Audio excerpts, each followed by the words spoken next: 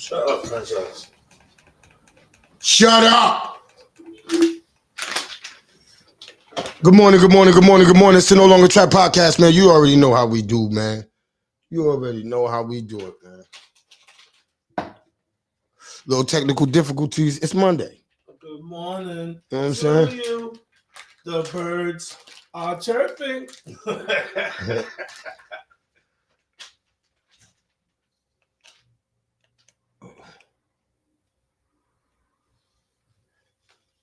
We should be ready. Uh-oh, there we are.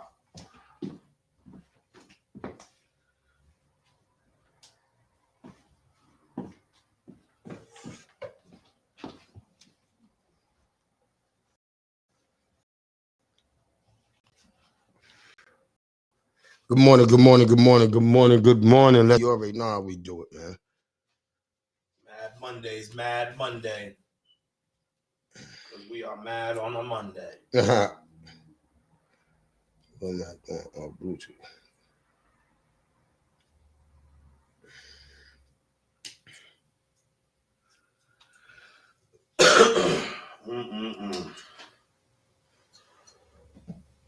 I am disappointed in my city. Oh, we got 11 people in the building already. 11 already on the wake. Hey, man, shout out to Fit First. My brother Joe Leezy and my whole Fit First crew, man. It's Monday, man. You already know, all gas, no brakes. Shout out to Queen City Fresh. If your car's not Queen City Fresh, Chief, what? Shit smell like truck butt. Truck butt. Shout out to King's Carter Laundry. If you went over there and hit my boy Basil up and got some King Carter Laundry and got your laundry taken care of, I don't know what you're doing. You got 80 cents, the cheapest around. You heard? Most proficient. Oh man. So we got out your white. I just got to say, man, to Newport, we got a lot to talk about today. And I might have to take back what I said the other day when I said it can't happen here. I gotta take that back. I gotta owe Chief for apology.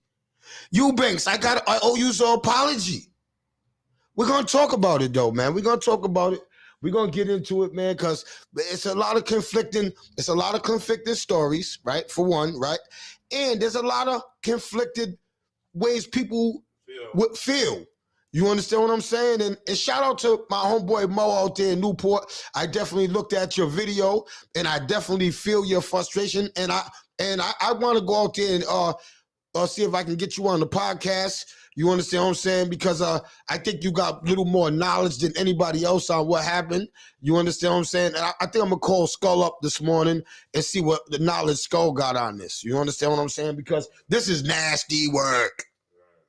You understand what I'm saying? This is nasty work. So let's get right down. Let's get right into it. There's a video circulating around, published by the Newport Buzz. You know, it's also found on, all the social media platforms that it could have been posted on. I shared the video myself on my page. I was definitely shocked and disgusted, but not all the way shocked because we do live in a desensitized era. We see a lot of violence all over social media and things like that, to where it becomes a situation where that's kind of normal or regular, but that's just not normal or regular. No handicapped person, physically challenged person, anybody with whatever type of disabilities should not be going through no shit like that. And yeah, shout out again to Mo. I had to even repost Mo's video on my page because Mo said everything that I thought and felt word for word. Trap, when we grew up, you was in a special class, everybody protected you. They didn't let nothing happen to you. I'm just fucking around, but on a serious note, though, we come from an era, like Mo said, we come from an era and community to where those people were protected. And if the likes of us, somebody like myself or Trap, I can name a few others. You know what I'm saying? We have plenty of handicapped people that we grew up with. Even if we fired them up at times or another, we never physically abused nobody.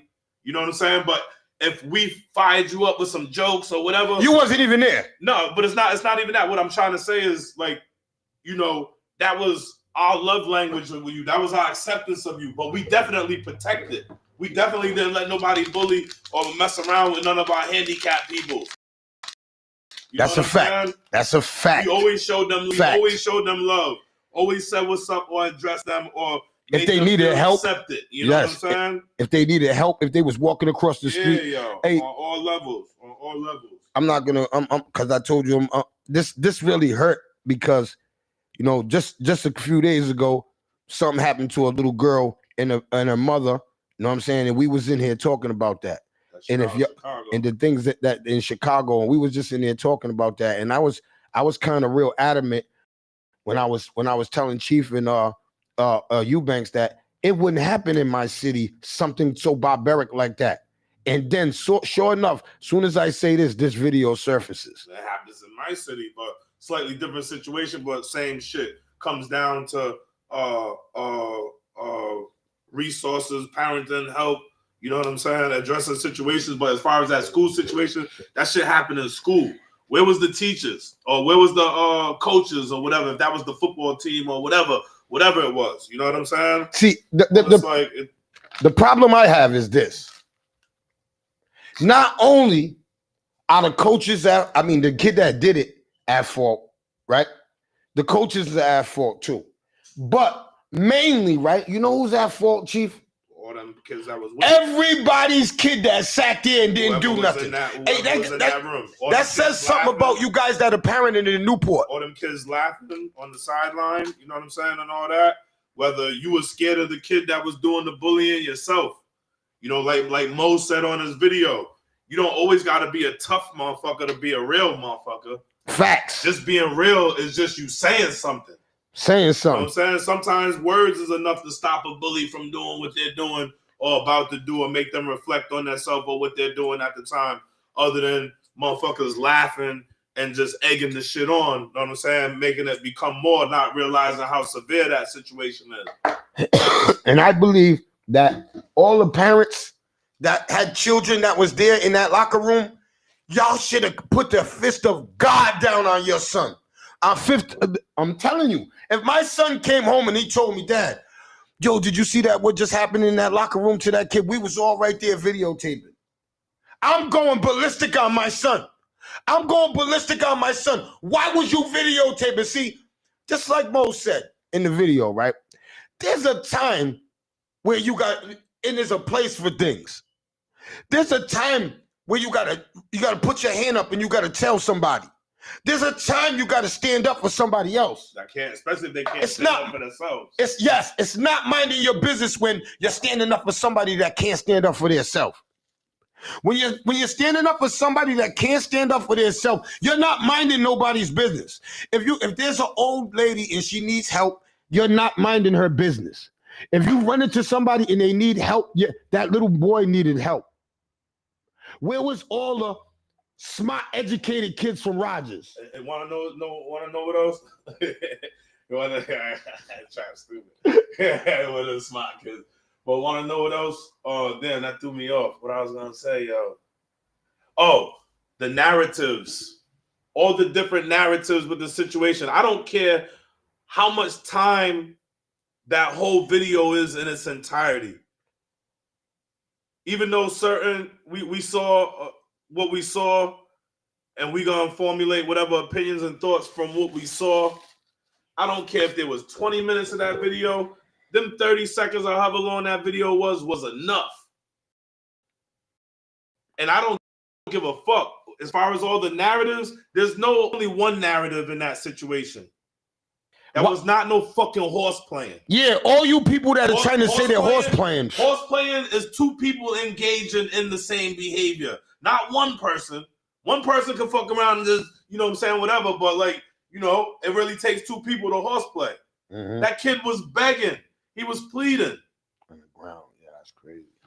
And he was calling his kid daddy, and he couldn't get the phrase right. and he's getting smacked.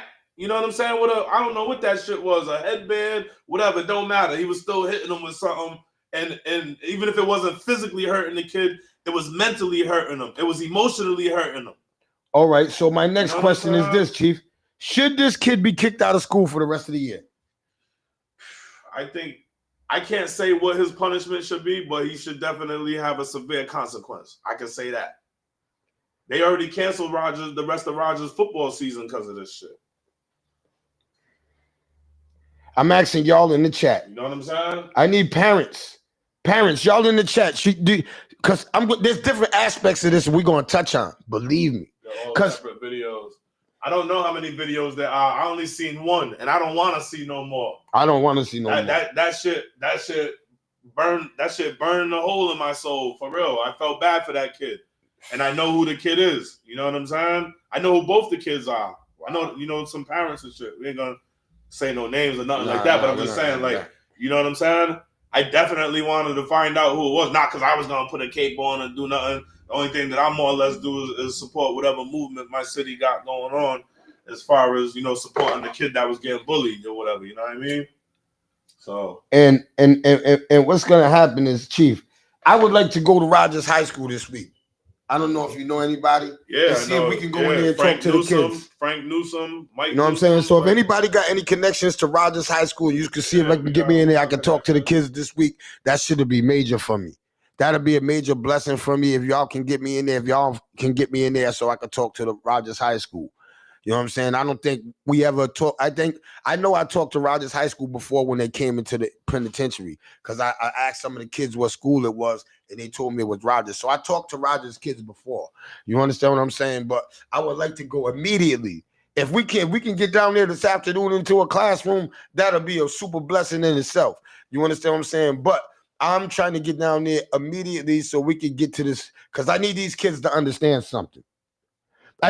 I need the kids to understand what snitching is and what a snitch is and what snitching, telling, and ratting. Yes, snitching, telling, something and like ratting. that. You're supposed to tell. You're supposed to tell. You can't do nothing yourself. That's a kid that can't defend himself. And if you're somebody that can't defend them either, but you know that shit was wrong, you shouldn't have been there laughing. You should have been going to get one of them adults and be like, yo, I think you need to come get such and such. That's a fact. You didn't even have to say what was happening if you're so worried about telling. You could have just went and got one of them adults and be like, hey, I think you need to come in the gym. I think you need to come in the locker room. Yes. Yes. If you're worried about that. And my thing is this too, man. You understand what I'm saying? That the other aspect of it that I want to talk about. As a parent, shout out to Mo. Yes. As a parent. Yes. If you do that to my kid, did you hear what Mo said? Yeah, he's coming knocking at doors.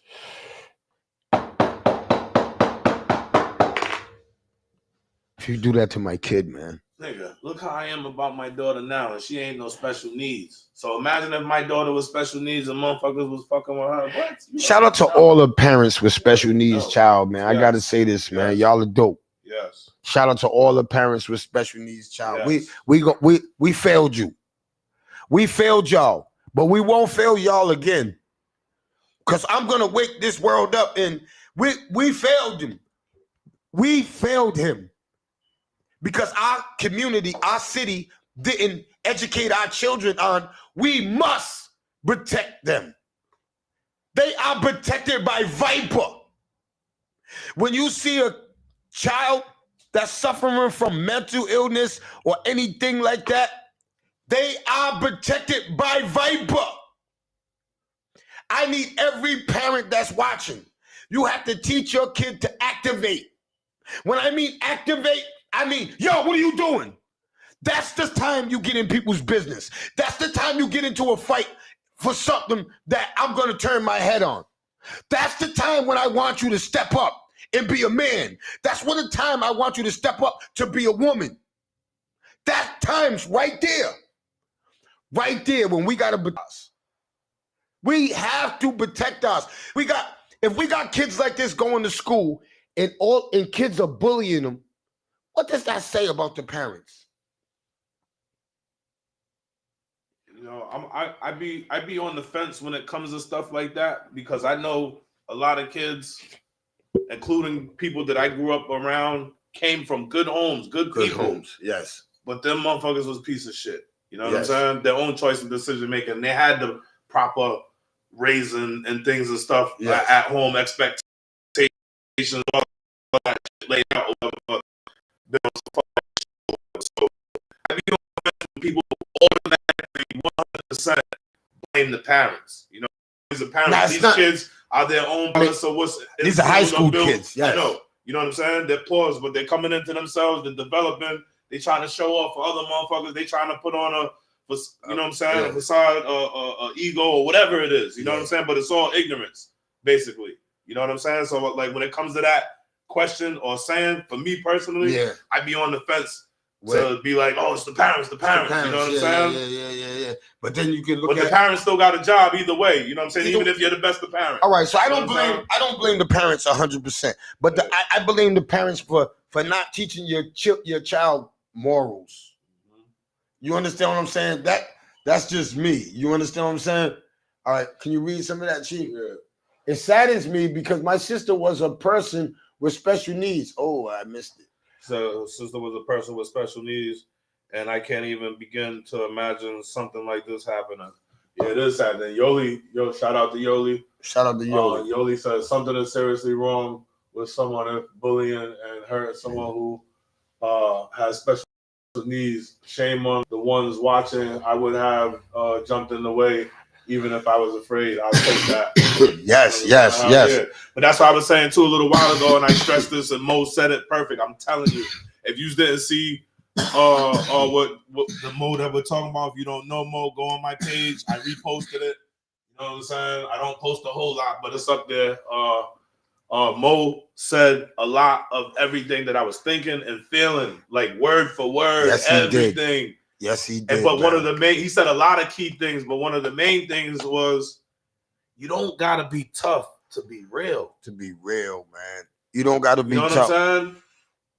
And you gotta really understand what's real and fake. We in this age of technology with all this, even though some of this shit's fun, I'm having fun with it, the AI stuff and all that or whatever. But like, you motherfuckers really accept fake people, fake things over real people and real things. And that's why I gotta say, man, shout out to all my friends. You know what I'm saying?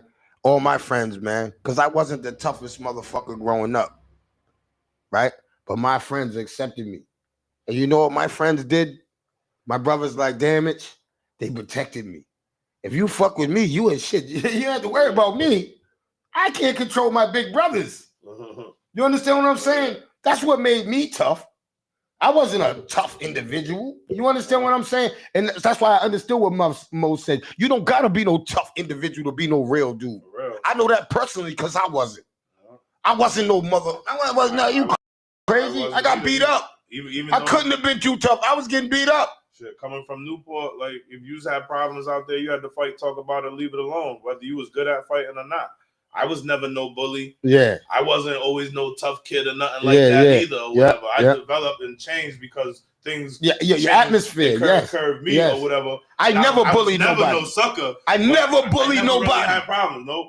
I never bullied nobody, bro. If yes, sir. If we can say cracking, yes, that's what I'm saying. Yo, let me tell y'all something. I have never seen somebody bully somebody in my life. I'm talking about in school when you see like the kids are doing. What are you doing? Give me your lunch money. You know them old stories like that. I never seen that.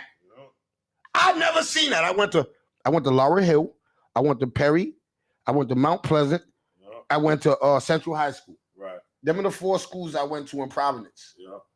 I've never seen that in them schools. Hold on. I want to call one of my homeboys. Hopefully he answers the phone. I'm gonna ask him this question off the fly.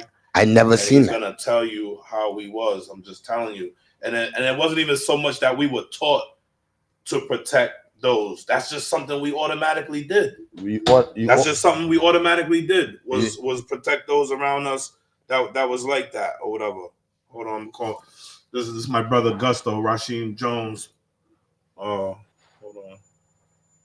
Sam used to run our hallways. Remember, Chief? No one messed with him. Yeah, 70 Sam, Nate, all of them. Peace. What up, bro? Peace, Gusto. What up, brother? What's good? Yeah, I'm sorry to bombard you like this, but it's all out of love, and you a conscious brother. But you're live on the No Longer Trap pod with me and my brother Trap. Good morning. Good morning. I just wanted to bring something back because I know you will remember. Did you see this shit that's happening at Rogers? Oh, with the kid. Yeah. Yes. They decided to like a kid for like Down syndrome or special needs, correct? All right, yeah. But what I wanted to talk about with you and why I called you off the fly was how was we with people like that? First and foremost, what's his name? So people. You gotta show love to people like that, man. We wasn't doing no crazy shit like that, man. Yo, remember in the mornings at Rogers when we would be in the bathroom, had the bathroom locked down, we was either cracking, freestyling, or whatever. Remember Corey? Rest in peace. Yo, Corey used to kick it with us, man. Hey, you know, my man had special needs, but we treated him like family. Like, right. You know what I'm saying? Like, kids are tripping nowadays, fam. Right. And I remember Corey couldn't really speak. Facts. And he loved music so much, but when niggas was rapping and we would be in the cypher in the fucking bathroom, everybody spitting or laughing or whatever. Corey couldn't speak. Yo, Trap. He started spitting with us, like. Yeah. He couldn't speak, but Corey used to be like, and we used to be like, let's get it, Corey. We super with them, going like that. Oh yeah. You all fam, you know what I'm saying? Oh yeah. Corey's mom not too long because she used to drive for Ripta or whatever. Right. She seen me on the bus one time and she had, gave me the bad news or whatever, but she was like, she thanked me for how we always accepted and always embraced them. You know what I'm saying? He's always embraced them. Poopa, James, or whatever. Yup, James, Poopa, Sam, Nate, everybody. We protected everybody. Take one of the wig, make sure they was all right, man. It was none of that. We got people. That was crazy. Hey, when I saw that on the gram, my son showed me, man. Yeah. I couldn't believe that, man. Yeah. I'm like, damn, fam. So check it out. We got people in the chat and they making comments and questioning and stuff or whatever. But Yolanda's in the chat and she said, "Peace, Gus." Peace, Lord. Yo. And I want to ask Gus a few questions. Trap wants to ask you a few questions. Good morning, my brother. Peace, bro. All right, so I want to ask you when you went to school, did you see? I grew up in Providence schools. You grew up in the Newport schools.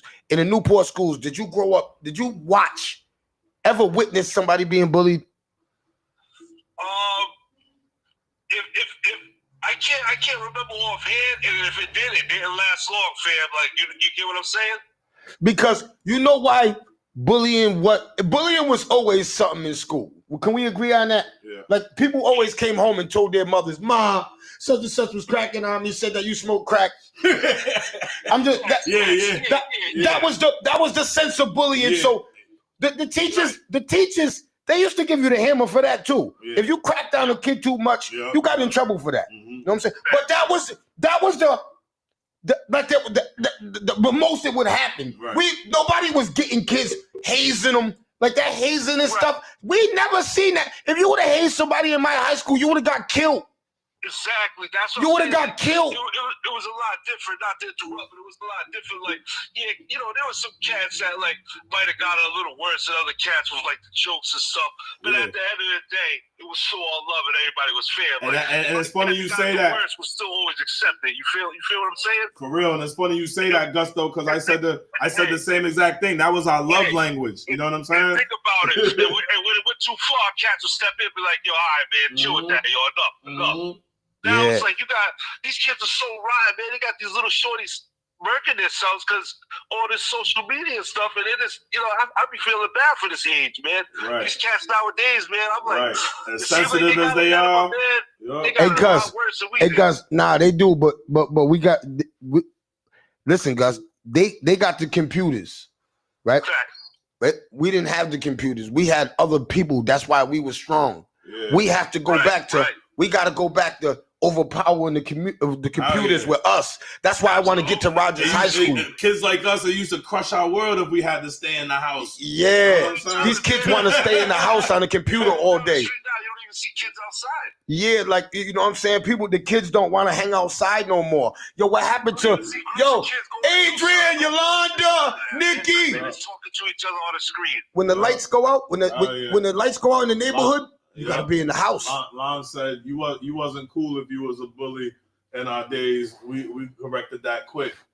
Facts. You know Facts. what I'm saying? And we must correct that. Hey, yo, and we must correct that. But can I just say this? And I'm gonna go off the limb and say, yo, we must correct our children at home first before we can get on these. Before we can get on these microphones on social media, going.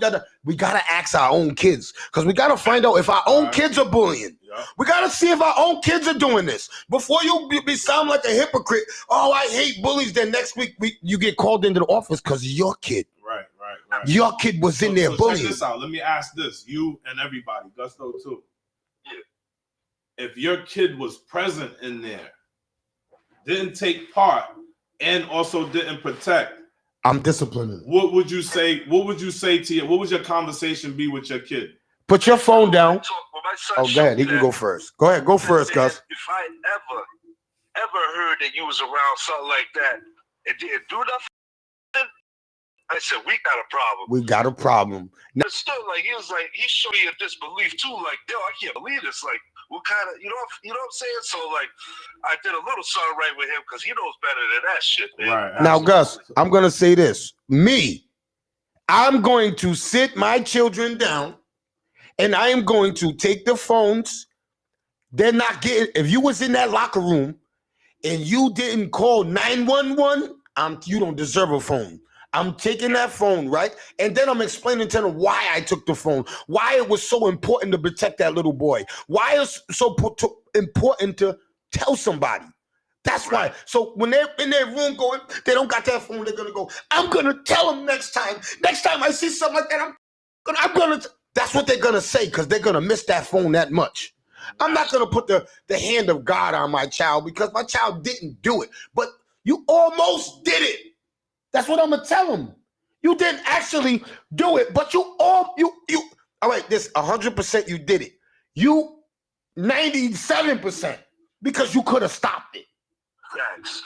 You could have stopped it. My focus also on that question too, like the kids that were laughing. Yes. Whether it was kids that really thought the situation was funny to the kids who was just laughing out of, yo, I'm scared of him too. I ain't gonna say nothing or do nothing. Like, you know what I'm saying? Like whatever they was thinking or whatever the case, but like everybody that was in there laughing for whatever reason, or anybody that also was just there that might have not been laughing, but they didn't help either. Like I would love to hear the conversations now that they have with their parents, with their parents, if their parents have any with them. Chief, how much is the City of Newport Rogers School accountable? All right, Gusto, I'm gonna holler at you, brother. Thank you, Gus, man. Appreciate you, brother. Love, man. I'll talk to y'all, Right, now, I need to ask y'all in the chat and my brother, how much is the City of Newport Rogers High School? Because let me tell you something. They're supposed to have somebody. Wasn't they supposed to have a staff there? Somebody's supposed to be monitored. Where is the staff? That's why I said that video took too long, and there was too much noise going on, and a kid pleading on the ground to a staff not to hear. Where was the person that was getting paid to watch these children? That situation wasn't quiet. That's what I'm saying. I'm gonna say this right now. Mo said everything. He even covered that. Like as far as when it comes down to responsibility. Yeah. You know what I'm saying? That's a fact. I just need to know, man. Newport High School. What? Because if it was in Providence, people would have been picketing today. There would have been people, because we need to show support. See, and I think that everybody in Newport should have been at Rogers High School this morning. I think that everybody should have been there. You see how they're at Chicago schools? I think that Newport community should have showed that little boy and his family that we are going to protect him. Don't everybody sit in their house and make posts. That's what everybody's doing. Everybody's sitting in their house making posts about it instead of saying, no, we demand answers from Newport, the parents, to everybody that was in the locker room, and to the administration. Yeah. The administration owes us. We need to hear them. Newport should have been signs out there today. There should have been signs out there today. There should have been a lot of people with solidarity. I don't know if they are or not, but I didn't hear nothing in support of that or whatever the case. You would have heard that. There's a lot. I haven't talked to too many people on the island or from the island about that. I don't, keep in contact with a whole lot, but from what I've seen on social media to, certain people's posts, whether I talk to them or not or whatever, like, it's like there's a lot of division, there's a lot of anger, there's a lot of frustration. But it's everything but that unity right now. I don't know. There might be some unity in certain spots, but I don't know if it's enough. You know what I'm saying? But definitely that whole city should be at the school. That's what I'm saying, yo. Like, yo, can I ask the city of Newport? If you live in Newport, I don't understand. Like, we can sit there and make posters, but I know people got jobs and stuff. Yeah. But yo, man, some of them people is my friends and shit or whatever, whether they was there or not or whatever. Like, I haven't even talked to none of them. Like, I know Frank Newsom, I know Mike Newsom. Mike Newsom's a basketball coach. I don't know if he does anything else. He might be the gym teacher or something, but like, I don't know. You know what I'm saying? I haven't talked to anybody. I haven't reached out. You know what I'm saying? So, but I just know from what I hear and seen on social media. Many finger pointing. Yes. Yes, a lot of that. Yes. A lot of that. Everybody's finger pointing. Ain't nobody saying, yo, let's go. We need Please leave your message for. Definitely a lot of that. We didn't, nah, man. We, you know what I'm saying? Let me, I got to get some answers. Let me see if I could, I could get, let me, hold on one second. Let me see. Because my phone is down. I know somebody's probably trying to call my phone like, yo, Travis' phone's off. Yeah, shit got real. Shit got real. So if you ain't trying to pay my phone bill, shut up. You know what I'm saying? Shut up. Yeah, in the words of the dog, shut up. Shut up.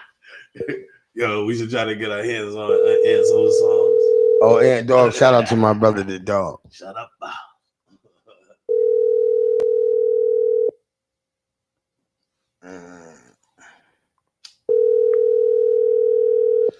Yeah, man, that shit's tough though, man. Julie said yes, Kyle. Somebody said something. Can you see what Kyle said? Uncle Benny ain't watching. I would love to have heard Uncle Benny's opinion on this. Literally, I don't know. My phone was just catching up. All right, but yeah, man, I don't know what Kyle said, but I just want to say that, man, that the city of Newport should have. I don't see where the solidarity is at. I see a lot of posters. I see a lot of people talking about it. I see nobody do some action. Let's go down to this school. Let's unify. For a city so small, there's a lot of division. Yeah. You know what I'm saying? Yes. That's one of the major factors or reason why there might not be. Yo, and I gotta say this, no man. No excuse making, but just straight up real. Like, there's a lot of smaller. Newport's 4.5 square miles. I can't say it won't happen in Providence, but Chief, what I'm saying is I would never had expected. See, this is why you can't judge a book by its cover. Say that shit. This would not have happened in Providence. Yes, that's why I just said it. I just said that. Say that. I said I ain't gonna say that, but damn. No, because this is a lot bigger than Newport. You got more schools, more kids, more people, more levels of ignorance or whatever. You just gotta be. How many behavioral schools do we got in Newport? I'm not saying we don't got none, but I can't. I'm just saying. Like, was these kids behavioral? Yes. I know. I'm asking you, are these kids bad kids that did it? Because they was trying to say this was. See, this is not horse playing. They tried. Remember, you said they tried to say it was horse playing. What if these kids were straight A kids? That's not horse playing. Horse playing is two people engaging in that activity. That's one person. Kyle said too many. This kid was on his knees. Yes. Oh, that's who was the one that said too many finger pointing. Yes, man. Shout out to Kyle. Yes, too much finger pointing. But I'm just saying, this kid was on his knees. He was pleading. You know what I'm saying? Yeah. He didn't want to get hit. He wanted to say what he was being told to say the right way, even though that shit was wrong. You know what I'm saying? Like, that shit was fucked up. That shit was fucked up. We must teach our kids to protect and serve, bro. Mm-hmm. You understand what I'm saying? We're teaching our kids everything else. And that's what I hope that the message got. I hope the message got. Hello? Hold on.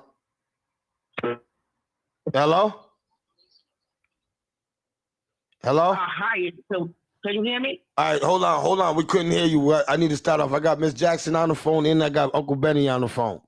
You understand what I'm saying? Good morning to both of you. Good morning. Good morning, Miss Jackson. What's going on, girl? Good morning, Betty. I'm good, and you? All right, so what I'm telling you, Chief, is that we have a big population of special needs. They hire CNAs, they hire teachers, they hire one-on-ones. Our kids are not allowed to go in any kind of bathroom, any kind of way by themselves for a long period of time. If that is the case, they send a CNA in there to check to see what's going on with the child. Wow. Right. Them boys would never, ever would have been allowed to do nothing like that. Oh, so basically what you're saying, in the city of Providence, our special needs children are monitored when they're at school. They got one-on-ones. Heavily monitored. So this would have never Heavily. happened in the city of Providence because And if it would have, them kids would have been kicked out of school. Their parents, they probably would have been arrested. Yep. You don't play that. That kid did get arrested, from what I understand. now, Yeah. Uncle Benny, what I want to say to you is, now, Uncle Benny, now, what fist of the law do you think the children that was in the room video recording and laughing should get?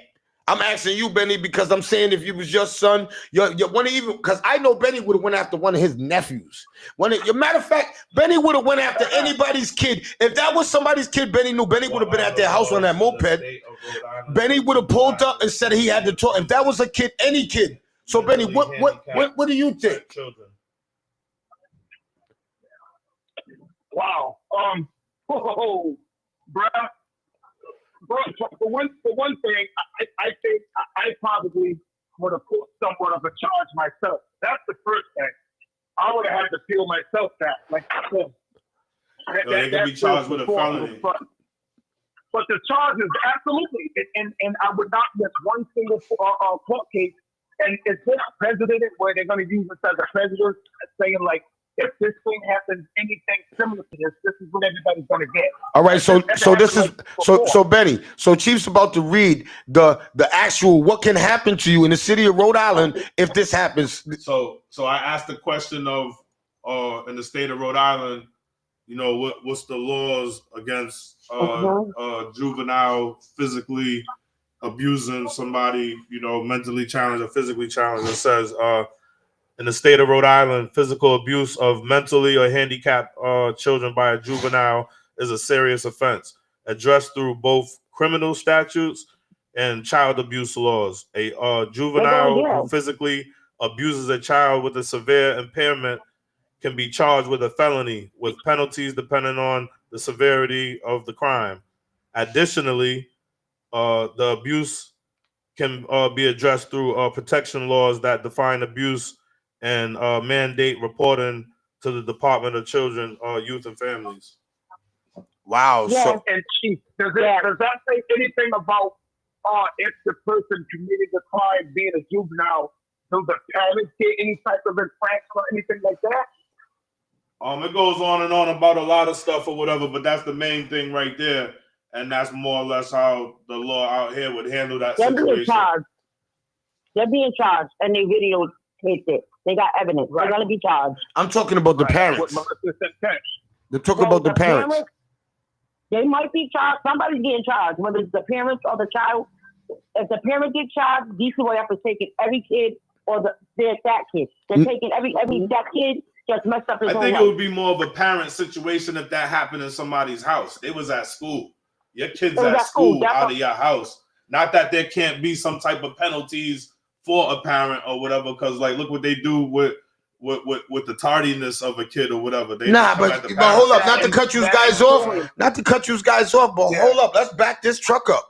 Hey yo, they have never ever convicted the Sandy Hook, the people that went up in that little school and shit. They didn't go after the family. We never heard about what about the other kids that got shot up in the schools? We never hear about the family going to jail. Why do we think that they're gonna come get the family for somebody just being hit? When kids done went to school with guns and killed the whole school and the families didn't get not penalties. Right. So you understand what I'm trying to say here? So us sitting there talking about the law getting involved, yo,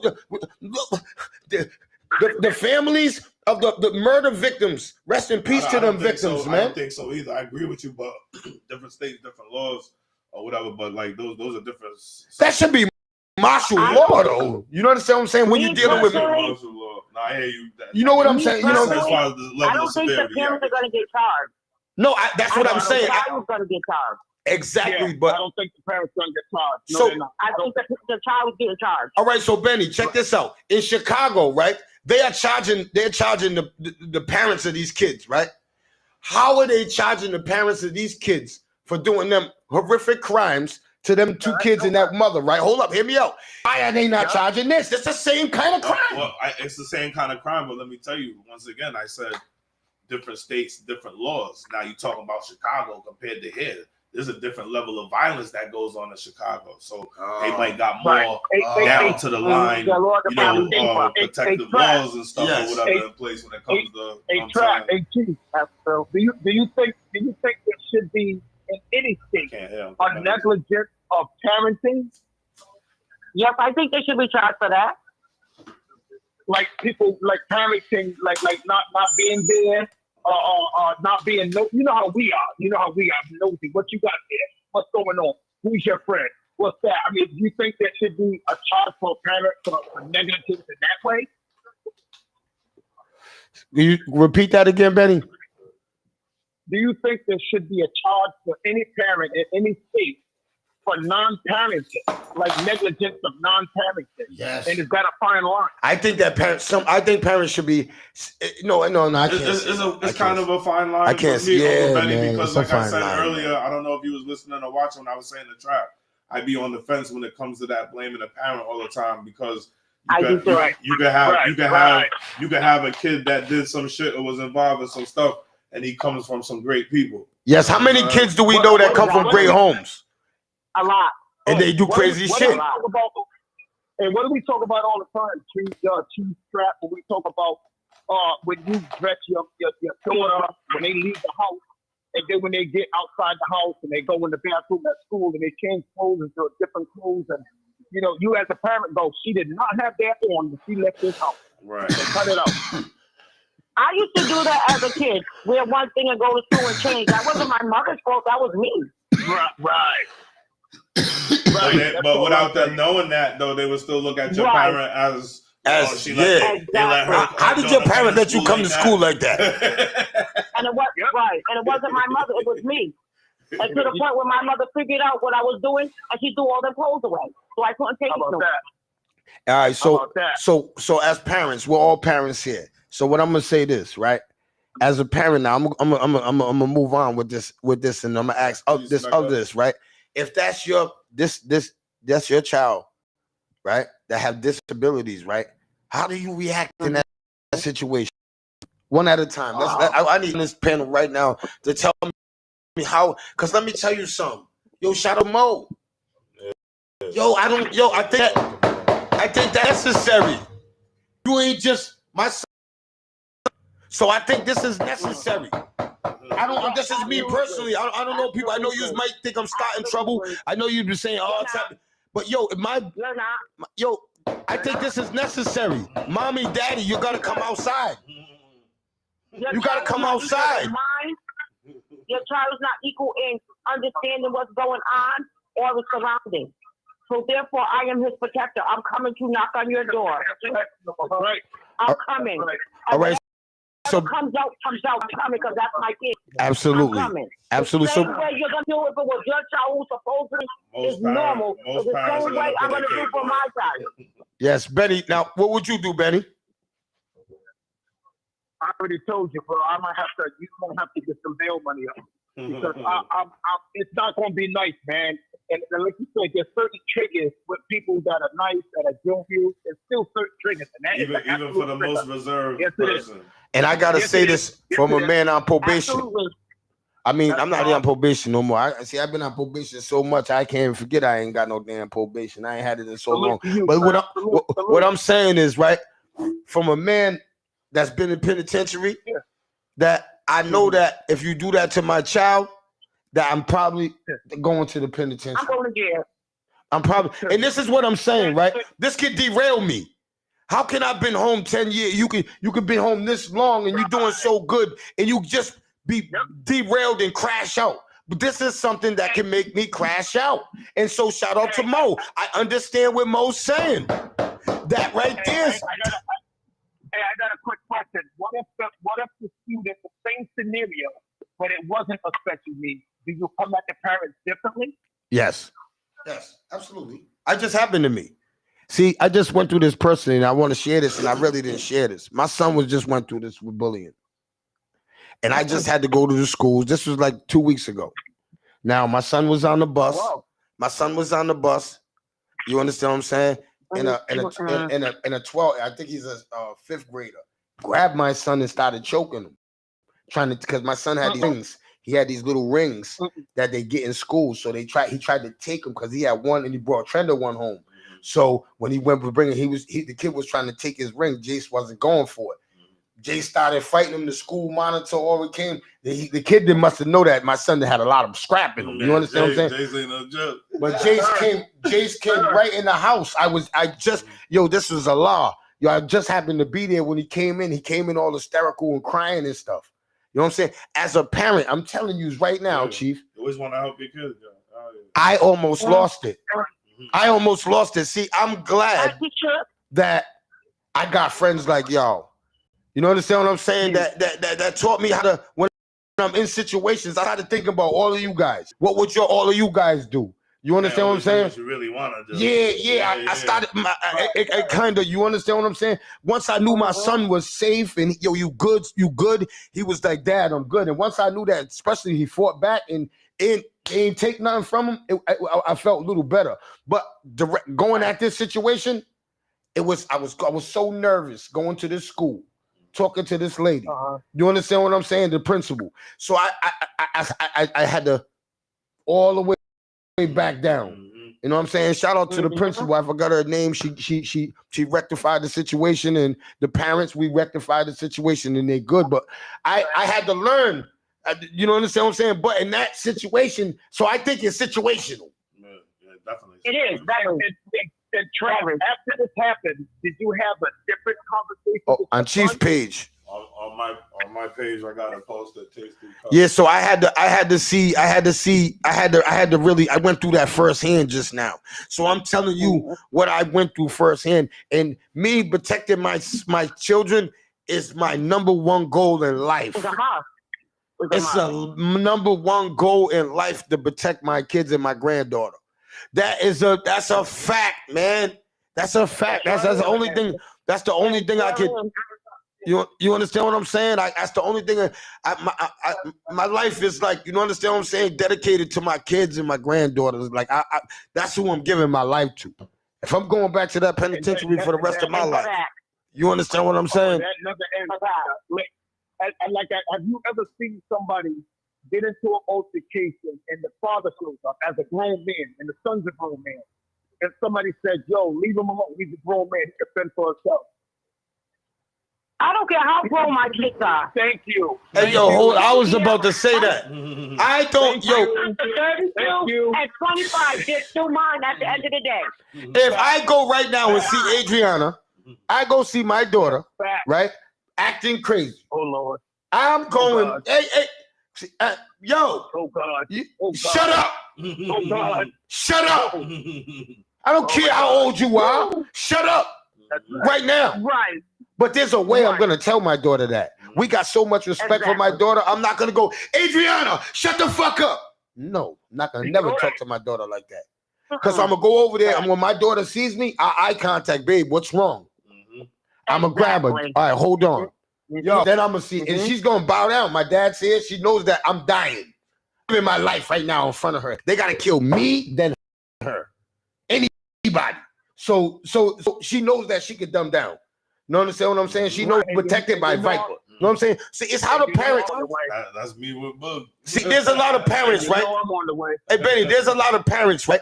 That they go at the situation and they add to it, bro. And I'm not, yo, parents, I know you love your kids. I'm not saying that. What I'm just saying is, when you go to a situation that's dealing with your kid, you have to dumb down some. Yo, I swear you do. Yo, every time I swear, bro, you can't go rumbling. If you go to the situation rumbling, you're only gonna put gasoline to it. Does everybody understand what I'm saying? Yeah. I have situations like that with my grown kids where I had to go outside, I had to calm down and rectify the situation. And this goes back to home teaching. This goes back to home teaching, Miss Jackson, because you got to go back to that, because the reason why you got to go back to that is because when your kids have that respect for you, right? I don't care how old they are, they're just not going to do it. Like me, I ain't never swore at my mother. And I don't. I ain't never. Ask Nisi. I ain't never said fuck you. You fuck. Blah, blah, blah. Man, I ain't never. The most I might argue with my mother. I'm not swearing, man. I'm not doing that. Yo, listen. And this is what I stress. My mother's never heard me swear. Hey, yo, this is what I stress, Benny. I stress this. I stress this. And I want to tell everybody this. Adrian Jerome has never, ever, ever disrespected none of my aunts. I have my grandmother. I have never swore at them. No. Wrong. Never. I never swore at none of them. So the bad as I was, I walk away crying. Melissa, say that again. They could be wrong as two left shoes. I will walk away crying. Yes. But I will never open my mouth. And I gotta say, and I also gotta say this about Nisi. Nisi taught me and my sisters that when Nisi pulled up, Adrian, shut up. What happened? When my mother was Allah. Her word was like God. Right? Her word was God. Right now, if we're arguing and Nisi comes in here, her word is still God. Absolutely. You understand what I'm saying?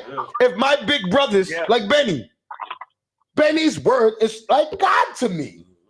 Where Benny knows that if he sees me acting a fool, Benny knows he's going to come to me, Trap, stop.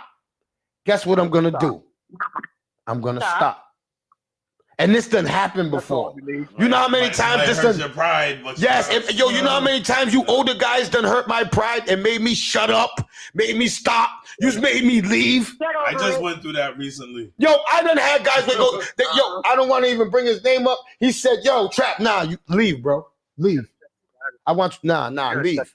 You're not calm, leave. And he ain't strong. I could have said, I ain't going nowhere. But you know what? He knew that he could go to me, leave. You're only making this worse. Leave. Because nobody else in that establishment could have told me to leave. He came out the blue and told me to leave. Without saying too much. Way to say it. Without saying. Because you have that relationship with him, Trap. People don't know. Building a relationship with people means a lot. Yeah. But without saying too much, it means a lot. A recent situation when I made that post recently, I said I have made a post on Facebook and I said I had a real intimate conversation with my dad. You know what I'm saying? I was dealing with something to where, you know, I was on some ready to crash out or whatever. You know what I'm saying? And the words coming from my father at the time and what he was saying, the message, how he was saying whatever, I felt like I was a little boy. I felt like a little kid. You know what I'm saying? Is it all right to feel like a little kid, yeah, though? But it was about the realization. It was about what you just said about somebody's word being something to you, or whatever. But that is what kept me still and was one of the two only things that kept me from, you know what I'm saying, doing something that, you know, could have jeopardized everything I'm building. Or over something or somebody that ain't got nothing. Yeah. You know what I'm saying? I wish I could have some conversations with my dad. And yes, man, rest in peace to your dad. And I want to say this, man, and that's why it's so important to have fathers in these homes. You understand what I'm saying? That's why it's not in the homes. It's important for you to be a father to your child. Yo, we must teach these children more respect. We must not even more respect. We got to teach them respect. They only know to respect you. You can't just teach your kid. Hold on 1 second, Benny. You can't just teach your kid to respect you. And that's what's happening in a lot of these house homes. I want to tell y'all this, and I want to say this real quick. Yo, some of y'all only teach your kid to respect you, not even their own dads. You don't even check them when they come after their dad. So I don't want to hear this. And this ain't everybody, but there are some, I know that there's people watching and listening saying, yo, Trap's right now. Yo, you got to teach your kid to respect all adults. You know what my mother taught me? Angel, I better never hear you arguing with a dope. Hey, yo, everybody always talk about how bad Trap was. All the fucking shit Trap did. Why ain't nobody's parents ever saying how I ever disrespected some adult ever in my life? In my life, not even Miss Katie. Ask Miss Katie how many times Miss Katie yelled at me. You know how many times Miss Katie yelled at me? You know how many? Yo, I can name names, people, parents, they yelled at me. Yo, Yeah, and I have never. Absolutely. Miss Katie was so disrespectful. Ask Miss Katie, go over to, I think it's 34 Kenwood. Is it 34 Kenwood? That's how much I still remember the address, right? And you go over to Kenwood Ave right now, you ask Miss Katie, did I ever swear at her? She gonna say, hell no. No, you didn't. And Miss Katie was disrespectful. Get off my steps. Get off my steps. Straight up. Miss Katie would disrespect us verbally every time. Miss Katie didn't say, hey, little mousey. Hey, can you guys stop selling dope out here in front of my house? No. Can y'all stop turning that music down? No, turn that music down. Yeah. The music's going down. Yeah, that's definitely. Hey, Melissa, I got a question for you. Have you ever been in the situation where your kids or sister gets son or whatever, and you literally said, I need his father? There's some sodas in there. Oh, yeah. Absolutely. Grab me one. To me, when a young boy reaches a certain age, like when it's puberty time, mom has to step back and let dad take over because I don't know what it is to be a man. Facts. My mom's always taught us to respect our adults, and today that's something that we need to teach our children. Yes, Shawnice. That's what my mother and my father taught me, and that's what I teach my kids. You understand what I'm saying? I emphasize that in my kids' lives. You understand what I'm saying? You don't ever talk back. You understand? I hate kids that talk back. Did you hear that question, Chief? I mean, Trap? Nah. No, I asked Melissa, I said, Melissa, has there ever been a time or certain situation in your son's life with dealing with, your mom, with her, that she literally had to say, let me step back, I need your dad for this? When he reached puberty, absolutely, because I don't know what it is to be a man. I don't know them feelings. I'm a woman. All right now, but there's a lot of women that are raising. Now, what I want to say that to all the women that are raising these young men, right? I don't want you to be discouraged and think that just because you are a woman that you can't teach no respect into your son. I don't want only a man can do that. No, because my mother taught me that. Being honest with y'all, my mom's taught me that. My dad was my dad, but let me tell you something. A lot of my morals and principles, bro, I got them from my mom's, bro. I got them from my mom. My dad was in my life, but my dad was playing basketball. My dad was in the streets. So my mom's taught me all the you better respect. My mom's was the disciplinarian in my home. You understand what I'm saying? So you know what I mean? Not saying my dad used to whip my ass too, but my mom's beat me every day. If there were 7 days, out of 7 days, my mother beat me 6. I got her beaten 6 days a week. She rested on the 7th day. Even rested on the 7th day. She rested on the 7th day. Hey, Trap. She was tired of whooping that ass. That you can remember? Right. Is there anything that you can remember that your father did teach you, Trap? Yes, my father. I can remember a few things. My father always taught me that, you never come out of character. My father used to always say, when I used to get mad, when I used to lose games in basketball, and I used to just pound and stuff, my father would just look at me, and I would straighten up. And after the game, he would go, yo, man, you lost. Stop pouting and stuff. Stop being a sore loser. My father taught me not to be a sore loser. That's why I could sit there at the card table and lose thousands of dollars and walk away and not have an argument with anybody. You understand what I'm saying? That's something that my father taught me. Sportsmanship. You understand what I'm saying, Benny? Sir, I understand. I know. That used to be on report cards. What's that? Sportsmanship used to be on report cards. Yeah, they had a bunch of stuff on report cards that they took off. They took a lot of stuff from these kids. Absolutely. One of them is accountability. Yes, man. Accountability. And I can say that, man, because I'm watching single mothers, Yo, and shout out to y'all, man. Yo, there's so many dope single mothers in my city. They're not. Yo, you know why it makes them special? Because they still be looking for help to raise their sons.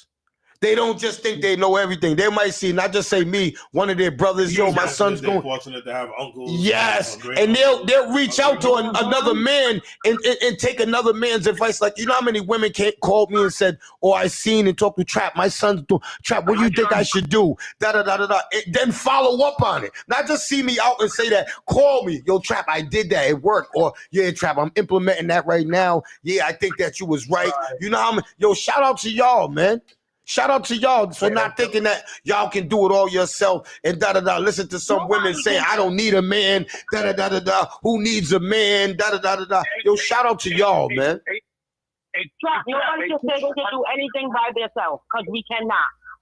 Hey, fellas, have you guys ever reached out to a girl like, "Yo, I need help on this"? Yes, I always say that about my daughter. When I see a woman, I go, "Yo, what should I do, man?" My daughter, because sometimes my daughter gets so hyperactive and she starts acting like a little girl, and I don't know that. I raised my son, so you understand what I'm saying? I never raised none of my daughters from babies. You understand what I'm saying? Right. So I'm raising her from a baby I raised my son from a baby. So raising your son from a baby and raising your daughter from a baby is totally different. Do we agree? Totally.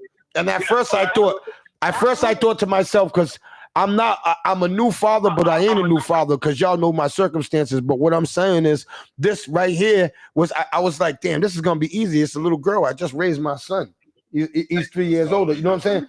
So I said, yo, I raised him. I know how to do it. But it was different. Now you got to deal with emotions. Yes. Yo, things that I would yell at my son for, I won't yell at my daughter for. Things that I would give my son a beating for, I won't give my daughter a beating. So I had to realize that raising a daughter and raising a son is two different things. And I don't know if y'all agree with me, fathers, but that's just me. Absolutely it is. That's real. That's just really me. Is. I had to explain that to my son one time. He was like, "Oh, Boog's your favorite. You treat Boog." I'm like, Boog might be on the time that she's on, but that's still my daughter. And my son feels it. Hey, yo, you know how my son's so smart, right? He'd be like, "Dad, why you got all videos with my sister and not me?" Because it's like me and her. It's like, damn. I mean, me and her is like, we're like inseparable. Like we've had how me and Mama. Yeah. Jace will be going to play his video game on his phone. Mama wants to hang out on her father. Yeah. So it's kind of different. You understand what I'm saying? And my son sees it. So when I'm showing everybody videos of me, and my son will walk up and go, "Dad, where's videos of me when I was a baby?" So I had to go through my phone and find videos of me and him when he was a baby. And I had to realize then that I have to start paying more attention to my son than when I do when I'm with my daughter. See, that was a learning experience as a father that I just had to learn. I didn't know that. Some other fathers probably already knew that. You understand what I'm saying? I didn't have to know that. So, you know what I'm saying? So that's why I shared with you. So, learning, and that's all that matters. You're learning. That's right, my lad. That is an absolute fact. That was always definitely big of mine. Like it was my youngest son. It was his birthday on the 22nd. You know what I'm saying? I put a little slide together from I seen that. You know what I'm saying? From when he was little to where he's at right now. That was nice. Yes. Yeah. And I think that as fathers, I got shit like that with all my kids though. And how many of y'all think that these kids that was in the locker room had fathers in their lives? Some of them do. Some of them do. You know what I'm saying? Because as a man, yeah, when does because everybody's always talking about, she's a single mom. Hey, yo, there's a difference between a single woman and a single mom. Right. I always got to stress this to you. I had to stress this to my kid's mother. Risha, if you're listening, I had to stress this to you. I had to tell you, yo, a single mother is, yes, you being without a man, but a single mom is you being not that got a father that does everything. That does everything and that helps you in every way. Right. You are not a single mom. Right. You are. What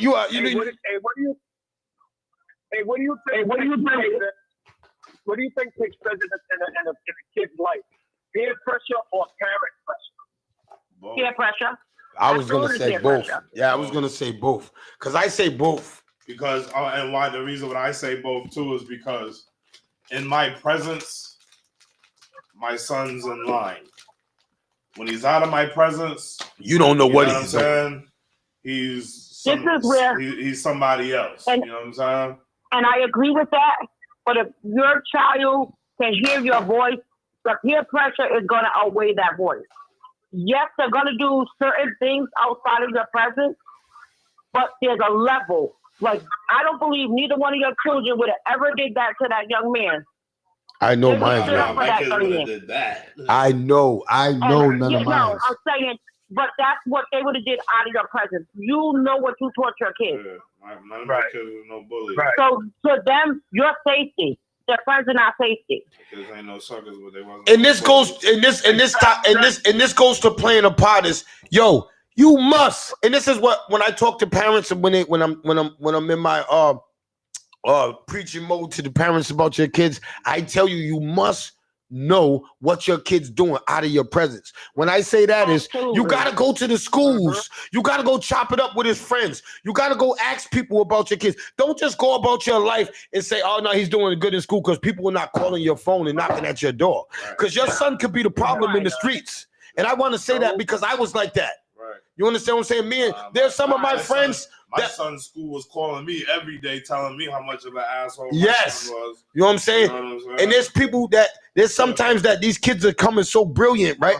They know where to act up at. They know who's gonna call home, know who's gonna go, know who knows who. So they don't act like that. They tend to act like that around different people. So we have to pay attention, man. This is what I tell parents all the time, and they say to me, yo, Trap, you was right. Yo, I went over there to his school. Yo, they told me that he smoked cigarettes. This is what I just found out about the kid. A parent came to me and said, yo, Trap, you was right. I went over there to that projects that he hangs at and asked around. He's smoking cigarettes. He's stealing. He's all of this stuff. He got straight A's in school.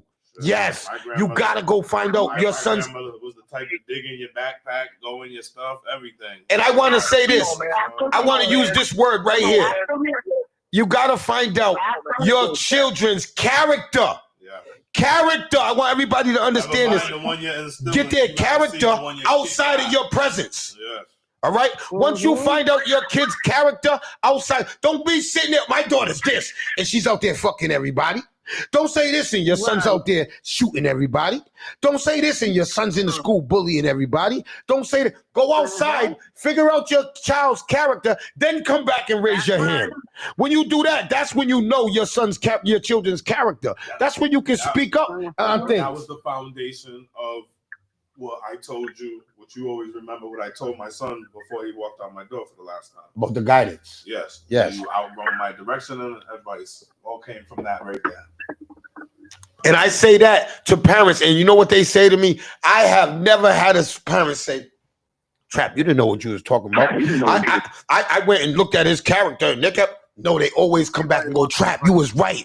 She's out there hanging with all these fast girls. Trap, you got to see the clothes she wears outside of my presence. Trap, you was so right. I thought I knew her character because when she's in my house, she's this pretty little girl that listens to me. She don't swear. She don't do nothing. She goes up in her room. She keeps her house clean. So I'm thinking this is a little princess. But outside, she's really a little demon. Right.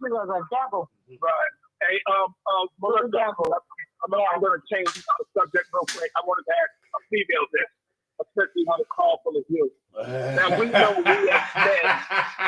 we as men, with females, you know, with our daughter being abused by a boyfriend or whatever. What angle do you take if one of your daughters was being abused by a boyfriend? Because we know as men, we're coming all guns blazing. Like, what happened to you? Well, I was abused by my husband. My mother knew what was going on. She talked to me. She couldn't force me to leave him. I had to do that on my own. When I realized that it was affecting my friends and my children, most important thing to me, then I left. I've never been back with him since. How many of you parents make time for your children outside of picking them up? And yes! Yeah. Yo, who's that right there? Yeah, some people don't know their kids. Yo, who's there? D-Rob. D-Rob.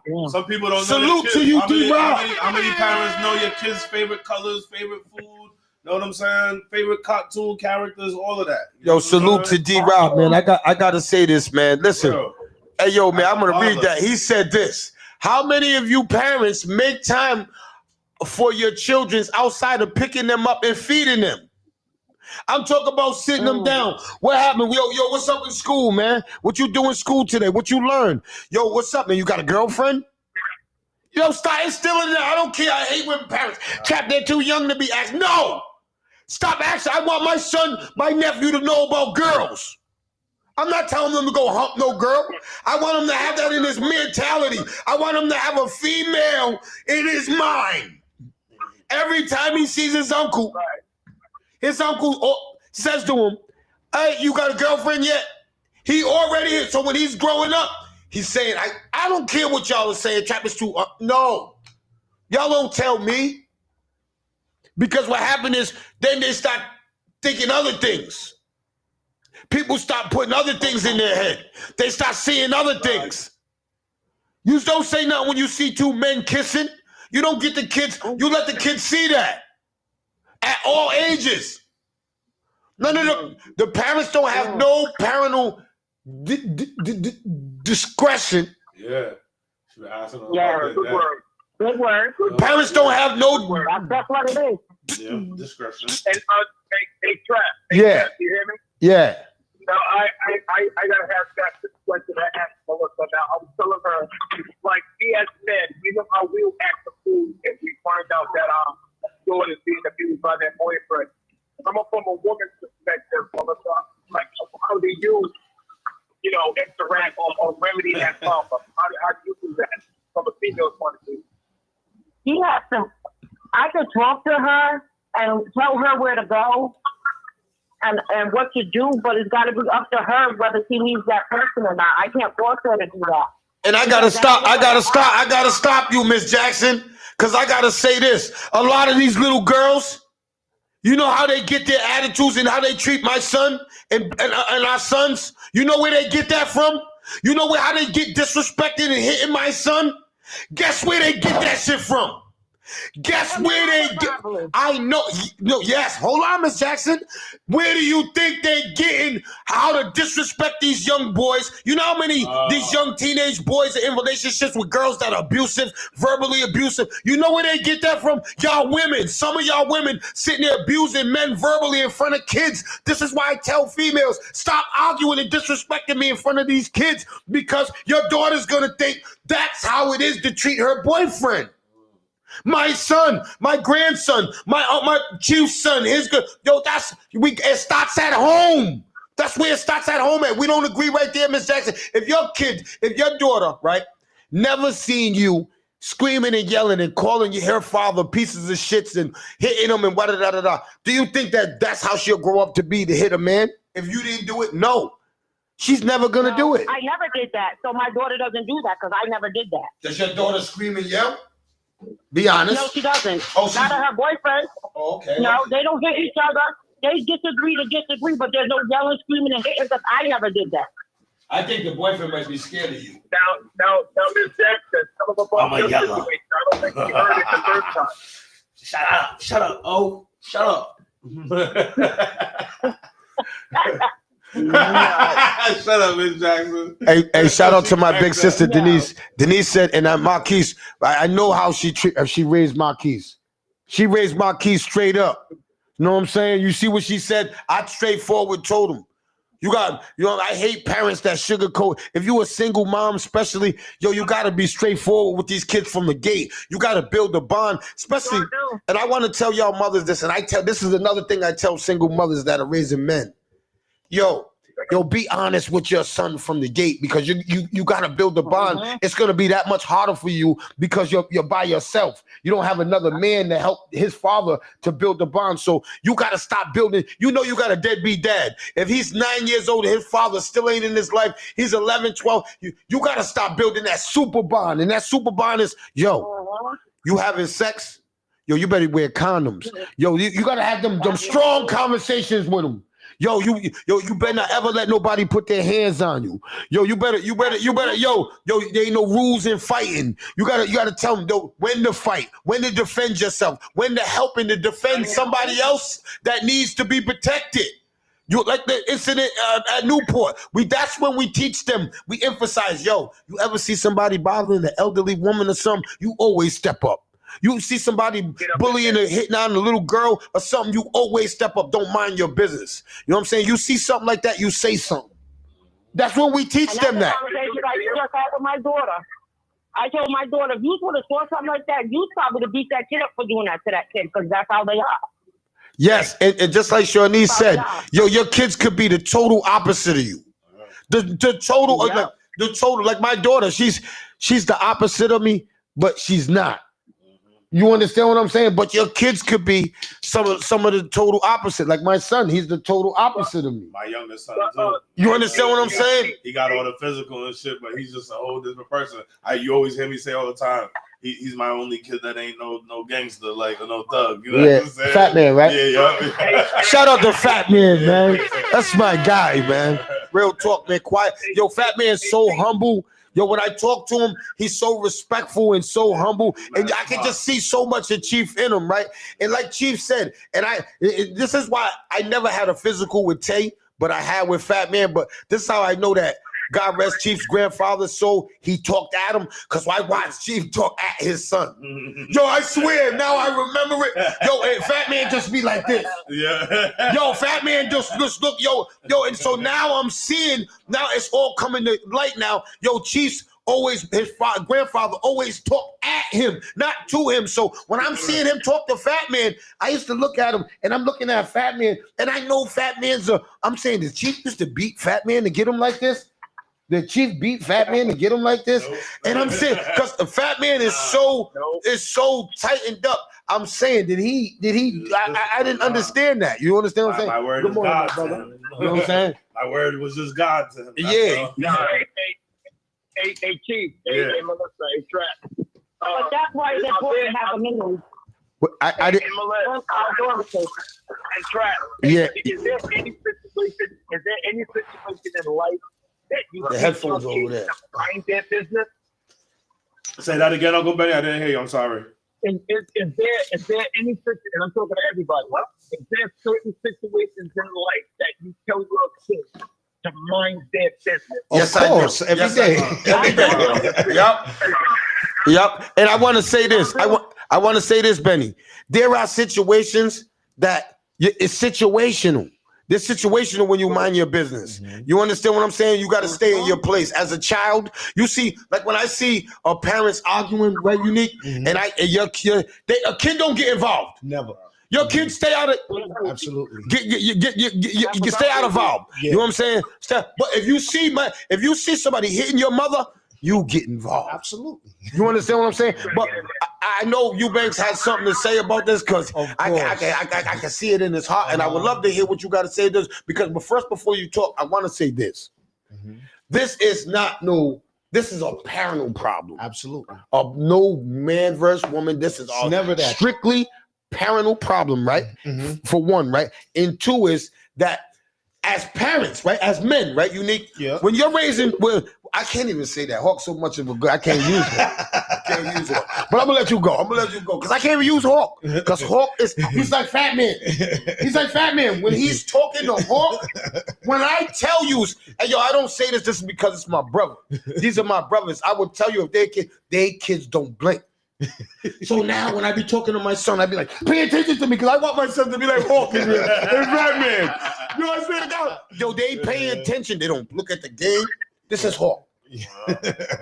He waits till he's done talking. I'm sitting there going, Fat Man. Nah, wait, what about the other day? But Jason's like that. Remember that's what I'm saying. I'm prepping him to get like that. Yeah. I'm prepping him, but I just started that. Everybody else in the barbershop, but Jace was on point. Yeah. You know what I'm saying? Yeah, nah, he was. You know what I'm saying? Shout out to Jace. Trying to throw everybody off in the shop with a little joke or riddle type shit or whatever.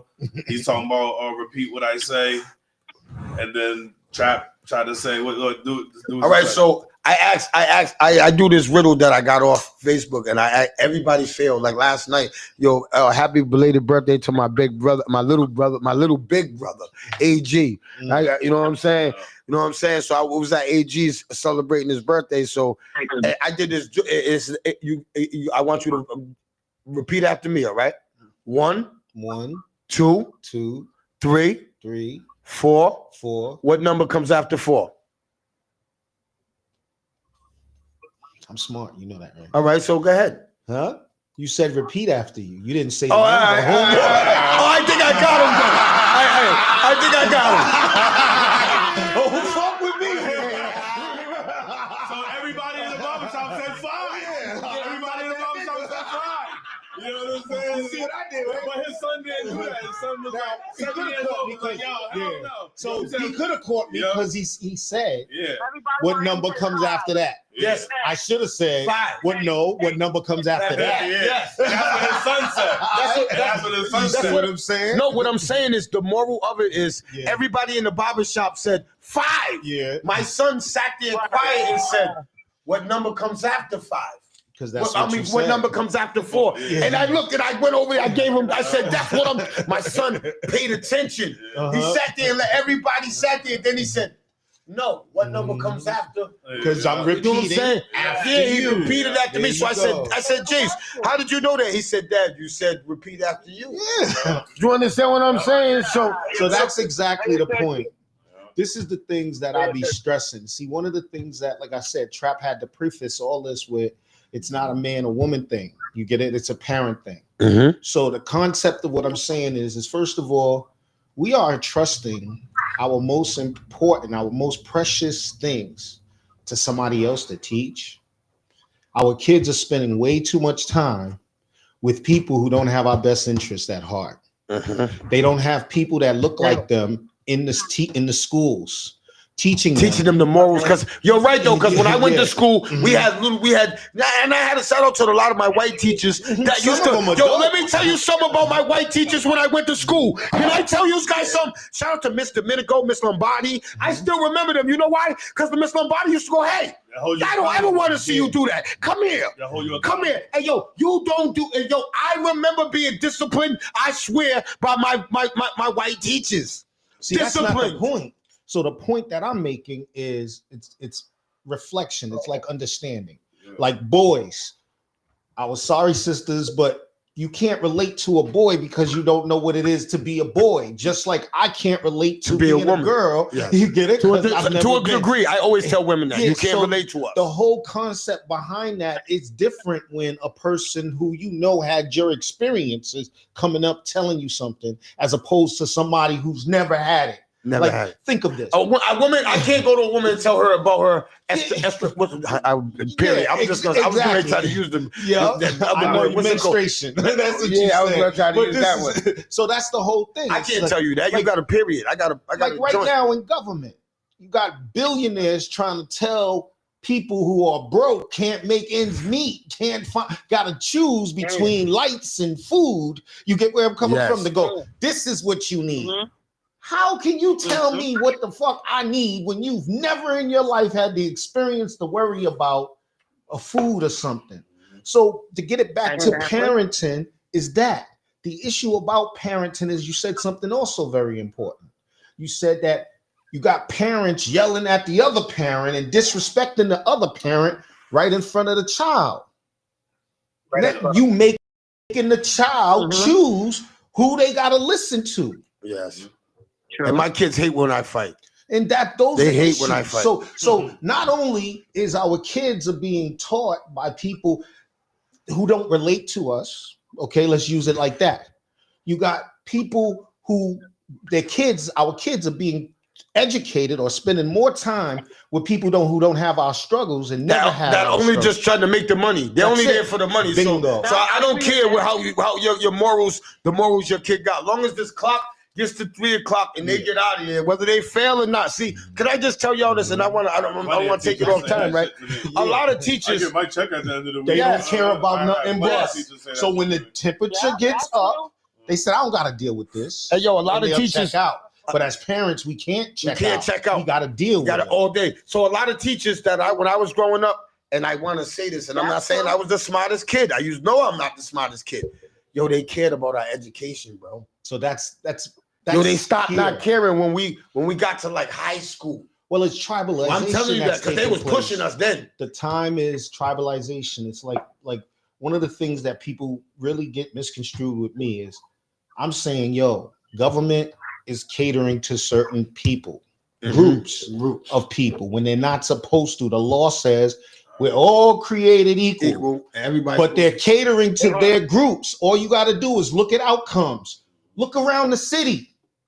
That tells you who they're catering to. I'm the type of person who don't give a fuck. I'm gonna tell you who they catering to. You get where I'm coming from? Yes. So when I say about politics and stuff, they are not giving resources to other communities.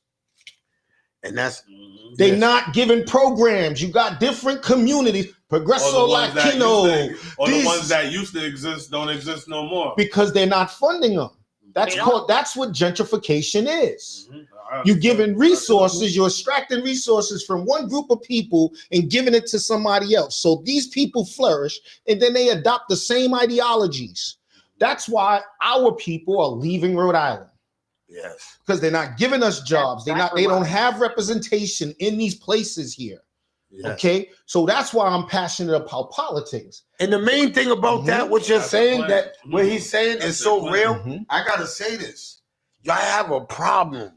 Today, I want to tell y'all, I have a problem with y'all that's handing the homeless turkeys. See what I'm saying? I'm trying to Nah, Chief, I'm not laughing. I know. Yo, can I just say this, though?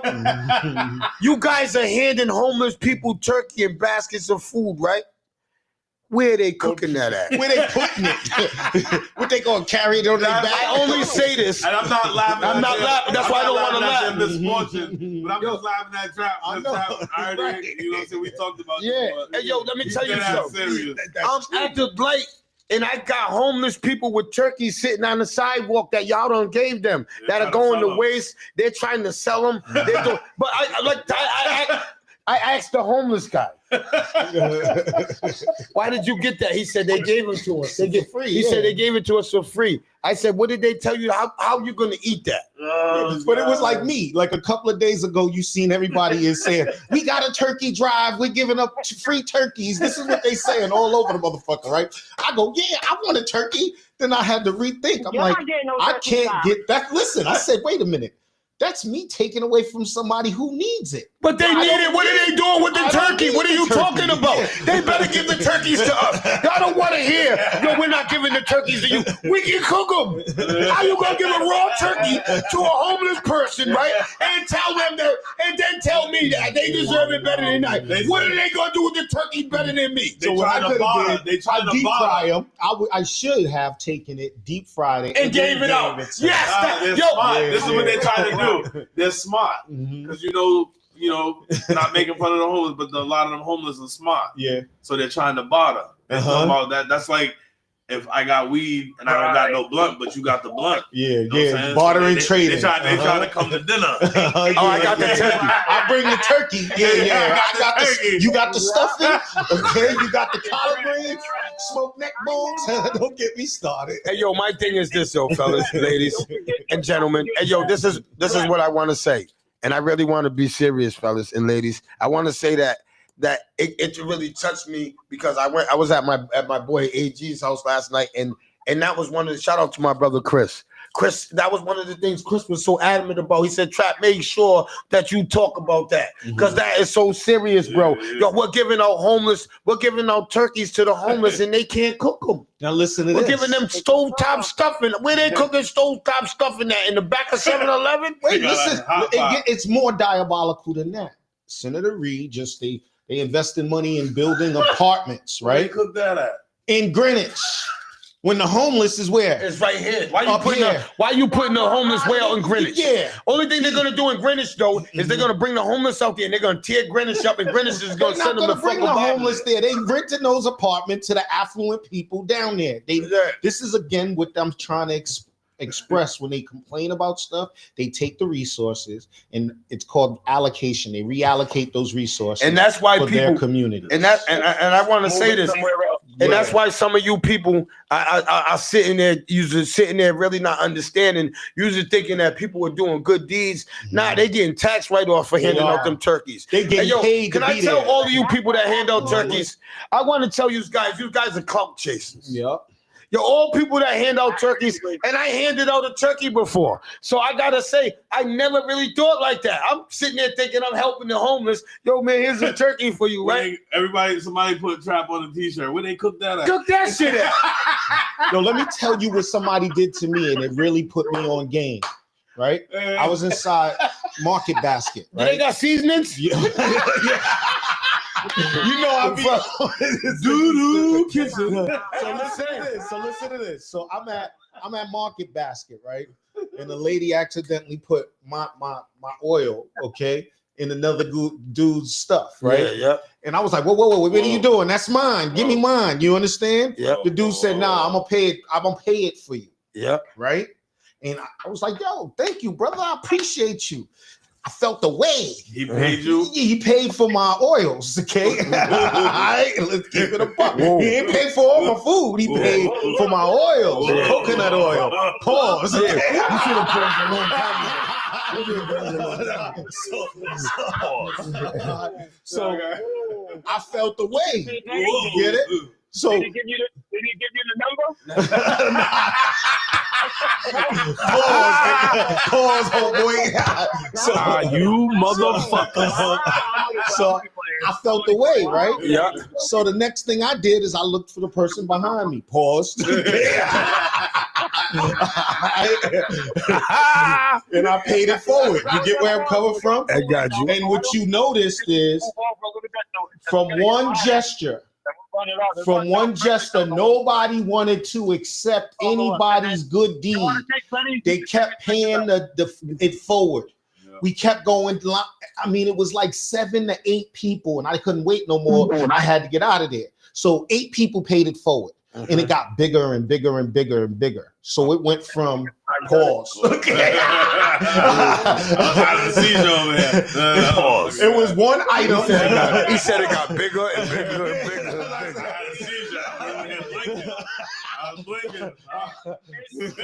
So it went from one item to everybody's whole cart. Yeah. And that's what bartering and trading is. It's about helping the next person right behind you. Yes. Not about giving away turkey. Where they cook that at? Where they cook that at? Yeah. Hey, yo, switch the camera to on the computer. Yeah. Did you get a turkey trap? The camera went Hey, off. Melissa. Yes. Switch it to what? Just put it on the Hey, icon Melissa. and switch it in and put my initials on it. Oh, okay. I don't know which one. I see what The you're talking camera, about. just put the camera icon. You hit it. You and hear me, switch. Trap? Yeah, I can hear you. Oh, the camera. Hey, listen. Right there. I got you. Melissa, Yeah. you know, despite going by his story, Melissa, you remember last Christmas when I was at Walmart, me, you, and Miss Visa, Mm-hmm. and I put my gift up on the table. I was buying it for somebody. Miss Visa bought every single thing that was. She brought everything in that cart. Yeah, she did, and I paid for the next person right after that. I was gonna spend the money anyway.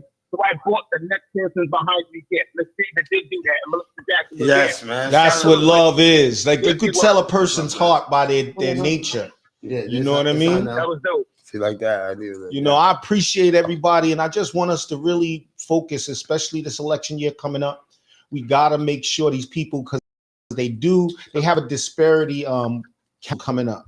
A disparity means what other groups are not being taken care of. Taking care of, like they're allocating the money to the Spanish, not the blacks. Bingo. And that's something, and I always say that, and me and Unique's gonna really cover on that because that's something big in our community that I really want us to stop paying attention to, because if other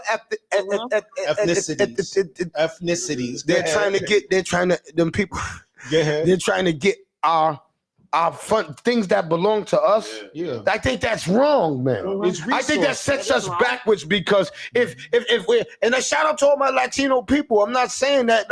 What I'm saying, all my Jamaicans, all my Liberians, all my peoples. I'm not saying that. But if y'all are taking benefits that are for black people, I think that is totally wrong. It's diabolical. You know what I'm saying? And I think that there's a lot of people that are tipping their head, and we are going to expose them. Now, and I don't care who they are, who don't care, who don't like, or what. If you are under black organization and you are not black, and let me tell you, can I just say something off the record? Unique finds out if you're black. This motherfucker told me about motherfucker that I grew up with all my life. He's not black. Yeah, he's not black. He tell me, I said, Unique, how you trapped there not black? This motherfucker, he knows trees. He's going down natural tree lines. He's going down. He's taking blood from Egypt. We going way down to Africa. This motherfucker's continental. Hey, we're gonna start calling him Unique Continental. Get the fuck out of here with this shit. What it is, okay? And I want everybody to be clear, okay? Probably melanated is coming under one umbrella, except when they get here and they get those resources, they become tribalized. In other words, you have, I'll call one out, Progresso Latino, meaning that's so dope, man. You see what she just said? That's perfect. Yeah.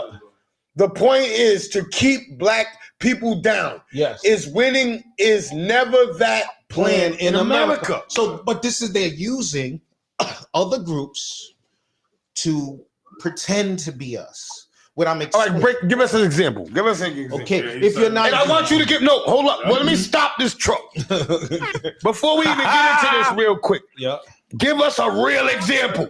Reba. Yes, you Reba. Say no more. Yes, say no more. Because we already said we're not holding this. Reba was allocated $3 million. Now, Rhode Island Black Business Association. That's the name of her business.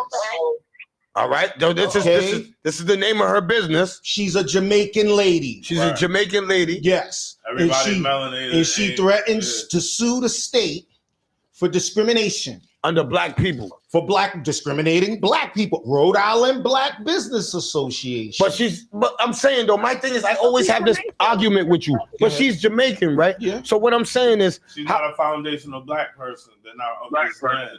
So this even is though the they're catch. melanated, even though they're melanated and black like us or whatever, they're not foundational. What they're doing is so again, they're all immigrants. Okay, so a Jamaican person can't say they're black. No, I'll let them say they're black, but delineation is about identification. Now you got Nigerians saying they're black, Dominicans saying they're black. Okay, you got all these people are saying they're black. And Unique. Yes. What do you consider and criteria wise? What is black? So Black American. Good question, Ben. So that's the label they gave us. This is first of all on censuses we're African American. Right. Africa is a continent. It is not a country. Right. Okay. So what I want people to understand and be relatable to is the fact that the only people who was actually labeled as black was Black Americans. People were here doing the civil rights movements. So people who was here pre-1965, even if they came from other places, they identified with the struggle as Black American. Okay. But the new groups who just came over here recently don't have no experience. That's why they call us lazy. You get it? That's why, because they getting opportunities, really just to keep opportunities away from us. All right. So you said Reba. Yeah. So you said Reba is saying that she's black. Can you identify how she's doing this and how she's getting away with this? It's easy. She's a melanated individual. Okay. She wasn't born here. Let's be honest. I keep it a buck. Okay. Yeah. And she's passionate for the immigrant community. So she does not help blacks, which is what you're saying. Passionate about immigrant community. How can you be in a black organization and run a black organization and not help black people? I don't understand that. You're not black. Let's listen. This is how. Jamaicans are black. Because I know a lot of y'all in this. Black. Hold on, somebody just said something. We are black Americans. Yeah, we are black Americans. Yeah. But what I'm trying to explain to you, remember I talked about school and relatability when we come to parents and men and women? Yeah. It's the same thing. Yeah. So the term is tribalized. You understand? So they're quicker to identify with their own Jamaican people who had their own plights. So who they're going to help out more? Their own people. All right, so Unique. I'm gonna ask people in the chat this because there's a lot of people commenting on this. Do we know people? I know people in the chat. Do y'all understand what he's talking about? And do y'all know people that are personally doing this that y'all can tell us? Because let me tell you something. Once you tell Unique one time, you tell him about one person that's doing that. He's going back. He's gonna tell you what. He's gonna get their feet prints, what hospital they was born. Yo, I'm telling you. Yoli asked the question. A couple of people said, you said what they said in the chat. Yoli said, what if your kid, she said, what if you're Spanish and your kids are African-American Spanish? Wow. So let me bring my brother. You want to know my brother's last name? Good question, Yoli. That's a great question, man. My blood brother's last name is Martinez. What does that mean? He's Latino. Yeah. Okay, but where I come from, we was forced to deal with each other. That's how that happened. We got different fathers. All right, but you ain't answering her question. I'm answering the question. I'm just trying. Meaning, civil rights is he's spinning the. I like that. Civil rights movement is supposed not to discriminate. Right. Meaning, if you got an organization, you can't say this is just for this group of people. Yeah. It's supposed to be for everybody. Right. So when you allocate resources, okay, yes, you're not helping them people. Exactly. Then you only deal with this group of people. That is discrimination. That's a violation of civil rights. So you're saying that Reba only helps out Jamaican people? I'm never like people know that they do certain things. No. I asked you a question. You're going around it. No, I'm not. Yes, you are. You just said that. You just stuttered. Okay, I'm asking you a question. Does she just help Jamaican people? No, she don't. She's helping immigrant communities primarily. So what's wrong with that? I'm trying to help. It's called violation. Does she help us? Civil rights. That's what maybe not enough of us. They do tokenism. What they'll do is, I got a black friend. You ever heard them say that before? I'm gonna give her the money. Yeah. So in other words, it's supposed to be like non-discrimination. I keep pointing out certain blocks in Providence, Central Falls. You can go to any one of those and walk down the whole block. I guarantee you, you will not see one black American working there. Portuguese or some Latino. When they had this black forum. So they gentrified the whole Central Falls. They gentrify these places. So what happens is like this forum. This forum that I was in, that I saw it clearly, okay? Dan McKee, the governor, okay? He had a forum for blacks. Okay? They didn't, only reason why I knew that there was a forum for blacks was because Helen Baskerville was there. She promoted it. Shendell Burney Speaks was there, okay? Everybody else was African or Latino, but they did not promote it in our communities. Because name of people that would you have been there if you would have heard about it? Yes, I would have. You would have been there because he's saying this is for our people. Now it gets even worse. I was one of the first people there. All these communities. That was the person who asked that question. Oh, go ahead, read that. I'll read it. Okay. All of the communities I've been around, I've seen a mixture of race help one another. But I get what you're saying. But sometimes people stick to their own race. They do it in churches also. That's what I said, tribalism. Right. Yeah, I know. But all he was pointing out with that Reba stuff I got from the beginning without all the explanation and detail is like her being the descent that she is, having this business, that business bearing that title, and then predominantly only helping her. Yes. So that's the issue. That's wrong. So Reba, we got a problem with you. She got $3 million, okay, and those resources, she's investing those monies in exclusive certain groups under the guise of it's black. That's the issue. Okay, so long story short, I'm talking about Dan McKee, and I'm talking about being in this room, and this room was heavily dominated by the immigrant community. Because when I say I wonder immigrants, what the He's percentage. moving. I wonder what the He's moving. percentage of actual black people that have been helped. well, you want me to tell you that? So in this presentation, we're supposed to do this tomorrow, Trap. Yeah, no. Okay. So in this presentation, there's a guy who's leader of the MBE that I always talk about. His name Give us the short version of it. short version, Keith Stokes. Keith Stokes says participation is supposed to be 15% of the budget of Rhode Island. The budget of Rhode Island is 14 billion. Okay, 15% is somewhere between 1.7, 1.8 billion dollars supposed to be allocated for minorities. 65% is going to white women. Okay, 25% is going to Latinos. Okay, now he's saying African American is 7%. But and he said this also. He says, but if you do a dive deeper, you see a real vast difference. So in this forum, 70% was Africans. A vast difference of the minimum. Yeah. So what you have is, like I said, there was only 3 Black Americans in this forum. Wow.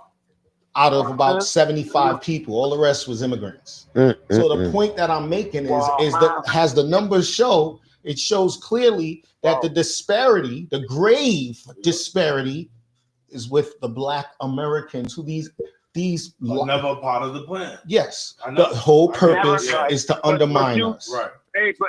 But you heard what Paul Mooney said. Paul Mooney said Dominicans. We know, me no black. But anyway, Can you read that one? yeah, it says, I think we as a black people need to do is to start learning how to depend on each other and build each other so we can be the new Black Wall Street. That would be beautiful, but we hate each other. And I'm not saying that to keep it going or whatever, because am I dancing over here? That would be dope to be unified like that. Am I dancing over here? I would love to see black people be able to have the unity that I see all Latino people have amongst each other. Yo, it's dope. You know what I'm it's saying? dope, Like, and I'm the I know reason they why have their little beefs, but Yeah. it's just different. they got theirs. They Dominicans and this overall, Colombians, but when they overall. vote, they one block. So Uh-huh. the reason why I'm back here I have a dancing. question. Go ahead. What's the question? Why do you think that Black people hate each other so because much? that's what we was taught to do. It's embedded in us, but it also has a lot to do with ego and pride. You know what I'm saying? You know why can I just grab the mic for 1 second? Yeah. This is my opinion. I think that we hate each other because that we're taught to hate each other, because our parents don't teach us unity when we're growing up. Our parents don't teach us solidarity. Our parents don't teach us how to you got to strive together as a whole. Our parents don't. We watch our mothers be selfish. We watch our fathers be selfish. So we take on that selfishness. So as we grow, we come with that selfishness and that hate. So this is not in every home, but that overpowers the world, because in most homes it's hate, and then in That's great the home divisions. So that's just my opinion. So I don't know if y'all can catch I'll me give now. the example. Thanksgiving is a dope holiday. Let me finish. Thanksgiving is a dope holiday. And let me just say this real quick, brother. Okay, then I'll listen to you. Okay, dude. I love Thanksgiving because it's always been a holiday when family get together. You'll have 1,000 family members in one area. They come through all over the world. Mhm. That is not happening today. You understand? If you go now, you be lucky if you got your sister and your cousins in the same room. And that's what's happening, is because of little small minute problems that we have within our families that keep families segregated and separate. So I did create a company called the US Black Business Network, where we come together and work together for the commonality and good of all people. Just having leadership. What was your question? Okay, What was your brother question? Benny. Yeah, Benny. Now, Unique, you can attest to this, because I know you're a history buff as well as me, but I think one of the reasons why, and I don't know how deep it is or how long we held on to this, but during slavery time, people think the masters were the ones who disciplined the slaves. Oftentimes, it was the blacks that actually disciplined the slaves per order of the slave master. Okay, I'll give you an example. You said a mouthful. So he had to Let me whip. say this. Yes, he's right. And this is the thing. If you watched Life Who was the one who was always giving the people the trouble? Who was the inmates? Wow, that's Okay, dope. you know who? The glasses. Yeah, you know who Steven is from Unchained. Okay, he the one who snitched out. You know, you've heard the Nat Turner story. Yeah. Same thing. You know Malcolm X. You know what happened, That's right? what I wanted to say real quick Okay. too. But as far as Malcolm X, whether you like him or not, know about him or not, I think everybody should take the time and go watch the video where he's lecturing about who taught you to hate. Just type in on YouTube Malcolm X, who taught you to hate, and really watch that and try to answer some of them questions. We got to get past our differences. Yeah. The laws and the rules of America the root of them is dope. Yeah. But the applied practices of them is flawed like you wouldn't believe. To answer Yoli's question, she said something in the chat. I was trying to read it while I was up there on the screen, but she said her family is a potluck of races, so we welcome any race, and sad how people only see color.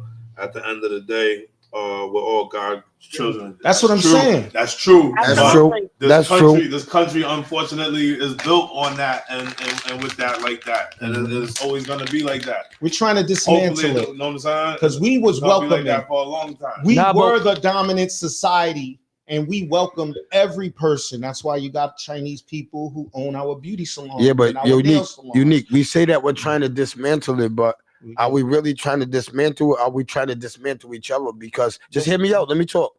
Because you're talking about going after people that of other ethnicities, right? Is that really hurting us, or is that? I just want the answer. I I'm love not the trying question. to. I would Yeah, like to because answer it when you're ready. Because what happens is if somebody's down, no matter who they are, you're kicking them. So let me say this. Remember when I said what I didn't say was the person behind me was a white person. Okay. When I said I paid it forward, what I didn't say was the person behind me was a white person. It didn't matter that person wasn't black. So what I'm saying is with the civil rights movement or the words state that we're all equal and you can't discriminate through race, color, or creed, sex. Okay, meaning it doesn't matter. And this is what I'm saying. What I'm saying about our communities back then, it didn't matter. That's why people have gotten a foothold to now have positions of power, like Westmore. Okay, he's from Trinidad. Okay, like Byron Donald, he's a Republican. Okay, his family is from Jamaica. Yvette Clarke, her family's from Jamaica. She's the head of the Congressional Black Caucus. See, it's deeper for me because I know who's who and what's what. And when I see the laws in place and their number one objective is immigration, that's a problem. Every politician's number one objective is the American citizen. It's treasonous for people to be thinking about other people first. Their job is here. That's So a fact, I don't want to man. get passionate because I see these people.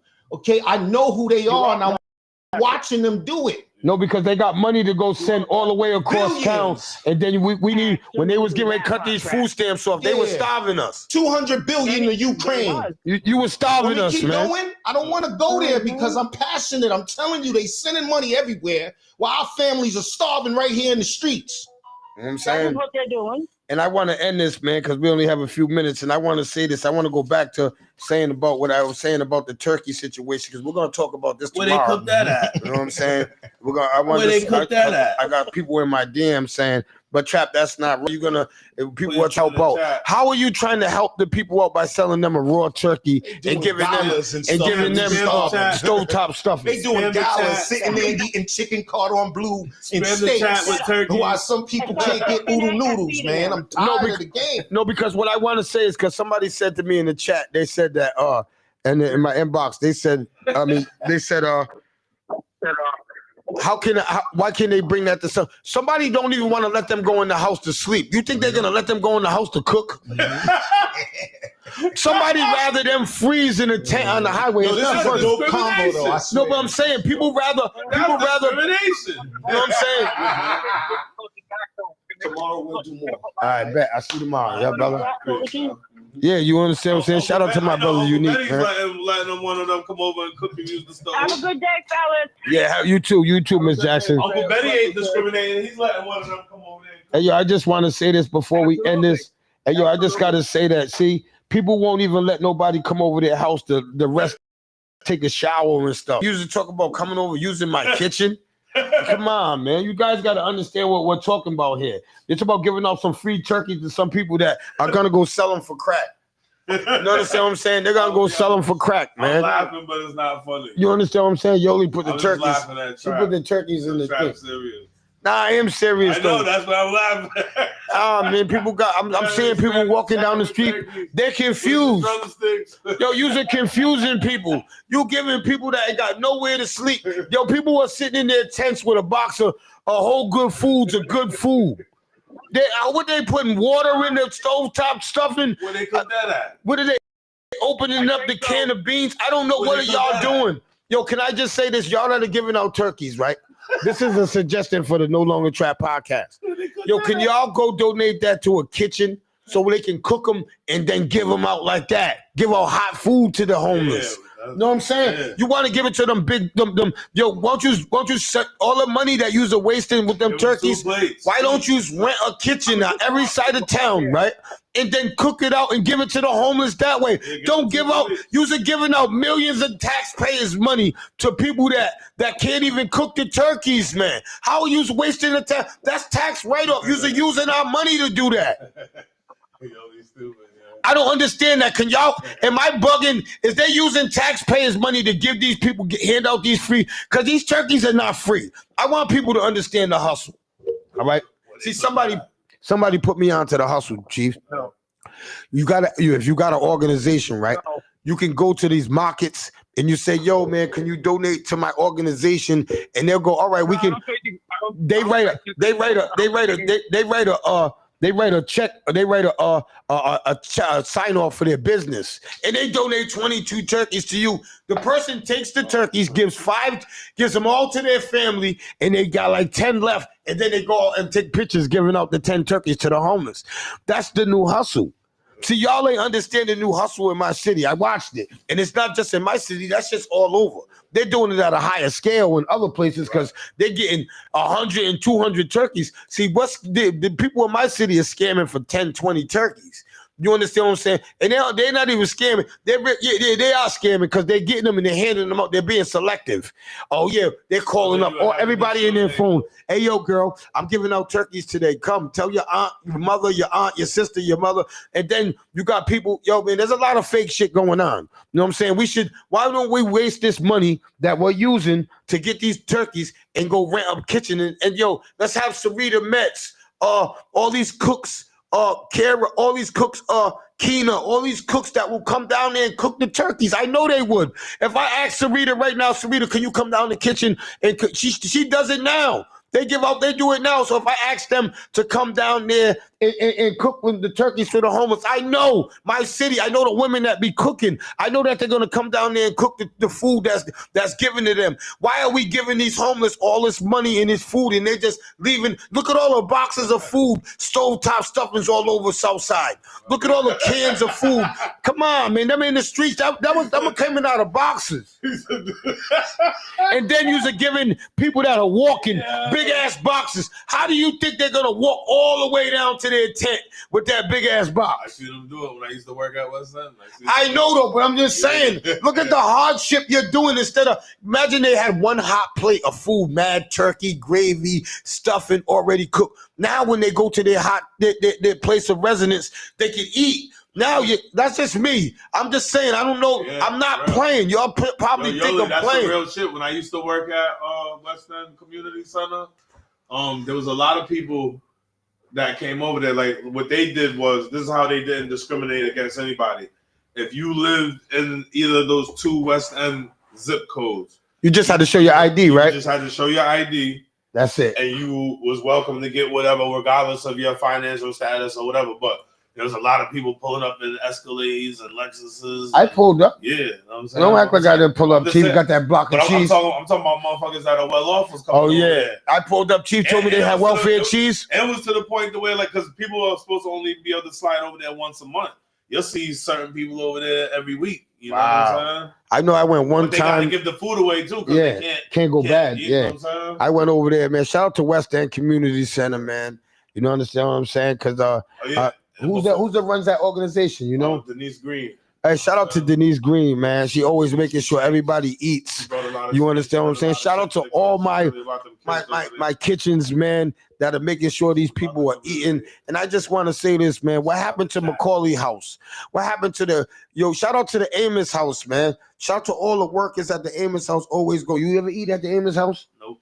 Oh, their cheeseburger and French fry day. I like that day. It tastes like jail burgers. That's why I like that burger taste. Right? And they got American chopped stewie. Oh, you gotta taste them. They give the garlic. I mean the big Italian bread. Yo, when Amos House is having American chopped stewie again, cause somebody hit my phone and emailed me or D-mailed me or Gmailed me and let me know that Amos House is giving. Cause whoever's making that American chop over there at Amos House, that shit is fire. God bless them, but I don't know whose hands is making the view. Nah, don't be trying to play that. Don't be trying to play them. But I wanted to say some. Do they got soup kitchens in Newport? Yeah, they got plenty everywhere. Do they hand? No, but but I wanted to. Do they hand out turkeys? They do that. I mean, food, hot food. Yeah. Community Baptist, my Aunt Pauline with Community Baptist. Shout out to Aunt Pauline, man. Everybody out there in Newport that's gonna be handing out hot plates of food and not cold turkeys and boxes of cans of food and boxes of stovetop stuff. But I'm gonna say this though, solution wise for that situation, Newport. This is somebody that's been trying to make a difference and has been. But shout out to Cisco. Cisco made a post. Yes, man. Shout out to my brother Cisco Aponte. Cisco wants to put together a nonprofit, and it's called DAB. It's an acronym, DAB. DAB. It's Dads Against Bullying. You know what I'm saying? He's trying to put something together, you know, beforehand, before something like this already happened or whatever. You know what I'm saying? But I think, you know, a lot of people should come together and try to help Scope, because I know we're gonna help them. Because a lot of them kids, not just in Newport, but everywhere else, anybody that's seen that, you know what I'm saying, can learn from that situation, or understand and know what to do. You know what I mean? She said the Johnson and Wales. Hell yeah! Can I just say that, man? Whoever's cooked that chop stewie over at Amos House, man, yo, you are the best chop stewie cooker ever. You put enough meat in there. They be having mad meat in there, Chief. What? I said they be having mad meat in there. That ain't no pause, Chief. Come on, man. You're reaching. That they got mad meat in there. That's not no pause, man. No, it's not, Chief. You're reaching. People in the chat are saying Chief's reaching. No, they nah, Chief. I'm gonna pause it though. I'm gonna pause it because you looked at me crazy. But people in the chat are like, Chief is Trey. He's really bugging. He's high as fuck. They were just sitting there lighting blunt after blunt. Chief's everything in Chief's head is pause. Pause. All I said was he got to get the meat. I said he puts enough meat in there. Because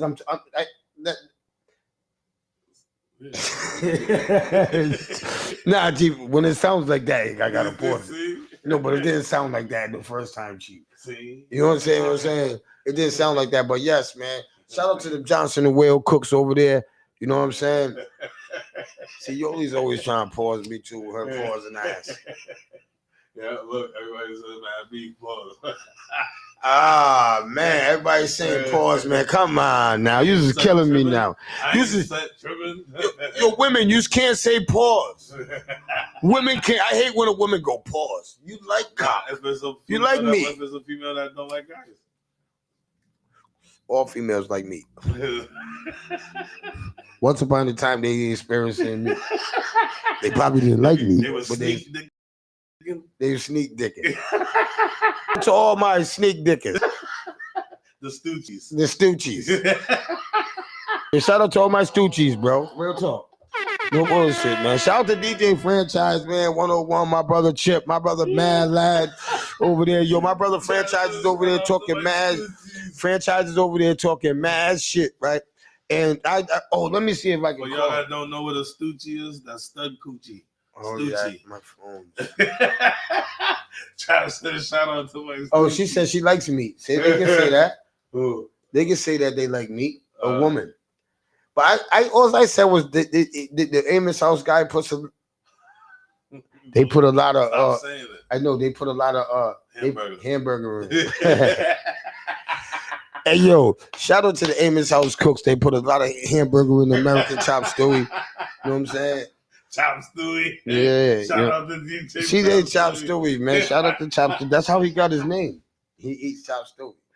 That's how they gave him the name. He looks like a big bowl of chop stewie. He's sleeping everywhere in the city. Everywhere in They the teared city. him up online.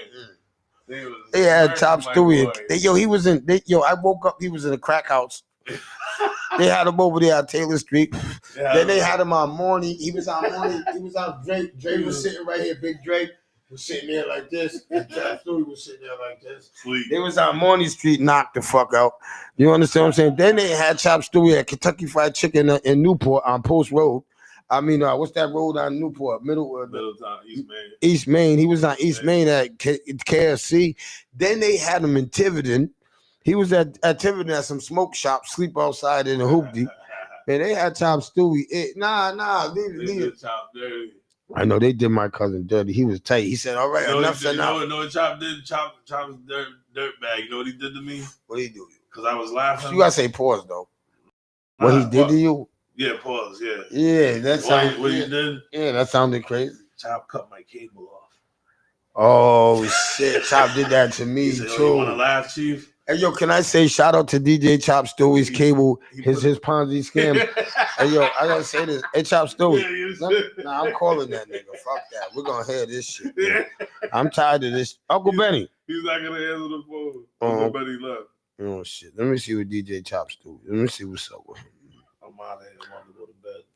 Oh yeah. Let me see what Chop. I just gotta say with this Ponzi scheme, man.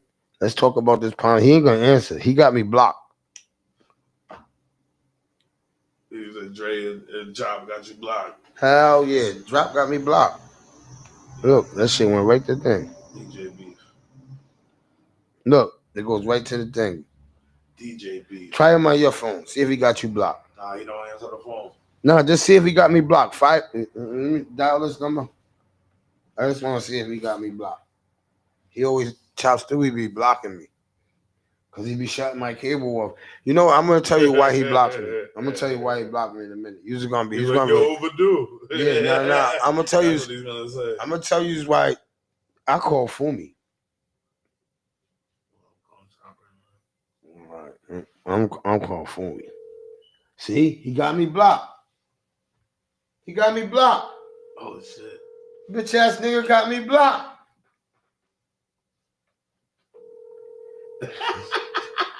Oh yeah, that nigga got me blocked. Chop Stewie. Y'all witnessed this, so he can't lie. Well, I want y'all to. He wasn't gonna answer. No, but I want y'all to witness this because he got me blocked. Now look, I'm gonna call him. What? Went right to voicemail. Look, yeah. Right to voicemail. He got me blocked. All right, so Chop Stewie, you still got me blocked. I gotta tell you why Chop Stewie got me blocked. I'm gonna tell you why. Fuck it. You all know why he got me blocked. I might as well get into the nitty gritty of me and Chop Stewie's beef. You know what I'm saying? All right. So I purchased a Fire Stick from him. And when I purchased the Fire Stick from him, I gave him specific orders. Chop Stewie, I want this bitch full of porn. He puts the porn on there, right? Yeah. He puts all the porn on there. Now, you know I take a long time to learn how to work things and find out. All right. Yeah. Pause. I'll pause that. So what happened was I kept calling him every night. Chop Stewie, how you do this, Chop? Chop, it's not working. It's not working, Chop. So every night he was explaining to me how to find the porn on the Fire Stick. Every night, yeah. So you had a list of people you was calling. Chief, yo. You remember I was good. Yo, Chief, what's that website?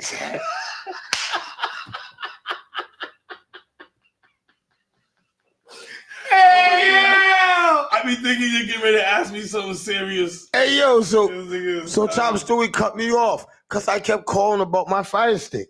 So the motherfucker blocked me. Yo, when I tell you, if you go to the next DJ, I'm going to the next DJ event. Yeah. And when I get there, I'm kicking this. I'm fucking up the speakers. Yeah. I'm shutting the music down or something. I got to do something. Chop Stewie ain't gonna just do this to me. Sneak up some shrooms. This is what I'm gonna do. You know, Chop be acting. Let me see if Fumi got me blocked. Ebony Ivory, mother. Fumi, you got me blocked? He made Fumi block me too. This motherfucker. She blocked me because we beat her in that spelling bee and she's mad. Yeah, she's mad because you beat her in the spelling bee. Chop's mad at me because I was laughing at him, sleeping everywhere. So now my TV don't work. Oh, this is Fumi calling me back. Hello? Fumi.